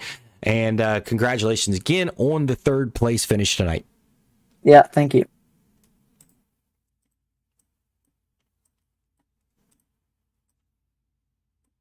All right, we're going to grab your second place finisher. That goes to Alex Bergeron. Alex Bergeron able to get that podium position after getting around Berlin late in that race, and just not enough laps there at the end of this race to close in on Clayton Tilley. Did look like you may have had something there late in this race. Did you need a couple more laps there? Yeah, honestly, maybe two more laps, but it's always easier after the race to say that. Clayton did a good job and stayed in the lead. Just this track was just one lane there, starter line 1 and 2, and either top of 3 and 4 bottom. We did a very good race, and we had those yellows, and I got involved in an incident there at the beginning of the race that really did not help us out. I just wish I could have stayed up for a bit longer. But we made our way back, and we did everything we could. Absolutely. We've seen that incident early in, and then you clawed your way through the field very quickly. It was interesting to see there was a short window. We had a green flag run, maybe 5, 6, 7 laps, and you was able to claw through the field 10 spots in that short window. How was you able to do that with that traffic all around? We seen you in the middle of the track. Just really just taking the spot and just go. That's all really I did. I had to go where people was not really. So I did everything I could there to pass people, and that was the only shot I should say, because after that was single file restart. So it's either I was making the moves now early on, or I was never going to get into the top 3, because after that was just one lane. And after, those kind of things, you can't do anything after that. Even if you're a good driver, there's nothing you can do. One lane, you just can't pass, and I'm definitely not going to wreck people to pass. Absolutely, and congratulations again on that second place finish, and thank you for coming out for the first running for you for the Kings of Millertime, and congratulations once again for that second place finish. Thank you. I definitely got to say thank you, Team EBR Esports, everyone on the team, and all of our partners that support us, and everyone watching as well. So, and congrats to Aiden on third place run there. We're going to move on to your first place finisher, and the first place finisher tonight is Clayton Tilley. We're used to talking to Clayton Tilley with these 305 Outlaws, as he won 4 of them in the regular season, and here he comes in to the Outlaw Series. And first off, Clayton Tilley, how's it feel to be known as King Clayton Tilley III? Feels good, mate, especially seeing all the extra competition that was allowed in, and we just proved one thing, that doesn't matter. We can still do it. Well, I was talking to some of the officials last night, and I said, if there's one guy that out there that I would probably pick, but we wasn't going to do any picks. I said Clayton Tilley. I think he could probably be the one that gets it done, because with these 305s, when we look back, you're probably one that has the most experience over this season with them and the most wins. These other guys, Alex Bergeron, Aiden Berlin, they don't race these 305s all that much, so maybe you had a little bit of a handle to it. Plus, you kind of knew what the setup was feeling like. So overall, what did you think of the A main? I know the C and B main, it took a while to get there, but once we did get to the A main, you got out to the lead and you held on to it. Overall, what'd you think? Yeah, it was good. Sort of really got helped out by Tyler Street there in qualifying, where he popped himself in front of me right in the last few people to go out, and that really put me in that heat 1 and gave me the right path to the front row in the feature, and we were able to capitalize on that heat race, and then just control the race in the feature from there on. I knew if we could sort of get a bit of a break every sort of 12 to 15 laps in the feature and get a yellow, that I'd be able to pull that gap on the start again and just hold it firm. Yeah, it's interesting that you say that. When we looked at you in the regular season, it seemed like every time we seen your name was in heat race number 1. And here, again, you're in heat race number 1. And when you're in that first heat race and you can capitalize a win and start on the pole, it's really, really hard to lose a race when you're starting up front like that, especially at a place like Weed Sport. Now, I got to ask, you had Alex Bergeron that was able to get by Berlin there late in this run. He was closing the gap on you. I mean, he was moving. He was really ripping down the top of the cushion. What would have happened if we had about 3, 4, or 5 more laps in this race? I think To be honest, I sort of tried to be a little bit more conservative the last 4 laps because after Ross lost connection with his VR, I had him spotting me. And for the last 25 laps of the race, he was reeling off lap times to me, telling me what they were doing different, if I should go here, if I should go there. And we sort of kind of found out that if I just sort of kept running my line, that it would be more than enough to hold on. And obviously, we were a little bit more conservative in the last few laps there. Made sure we definitely got our 1 and 2 right, and then 3 and 4 we could really just coast through the bottom. And if you're coasting through the bottom in 3 and 4, he can't really slide me, so there's nothing you can do. Well, again, congratulations on that win and being known as King Clayton Tilley III, and a nice little payday for you, $350 going into your pocket tonight. Congratulations again on that win. Beauty, thanks, mate. Just quickly, just got to thank all my sponsors, speedshop51.com, Tiltec, Everything Dirt, CT Design, CWD Contracting, Verdict Clothing, everyone else that chips in, obviously Ross for spotting. And one last thing too, I'm going to talk to Chris. I want him to get $20 or $30 out of my pay and give it to Bryson Ho, who was stitched up in the C-main by a House of Speed car. I don't think that's right. So we'll make sure we get that sorted for him. Fantastic. Thank you, Clayton. We really appreciate you. Class act there. Again, congratulations on that win. Thanks. All right, that's all we've got here at the final running, the third running of the Kings of Millertime. It no longer says the third king awaits. We know who that king is, and that king, until the next Kings of Millertime, is going to be King Clayton Tilley III. From all of us here at Dirt ITV, thank you for tuning in to Dirt ITV and Millertime Motorsports for the Kings of Millertime. Have a good night.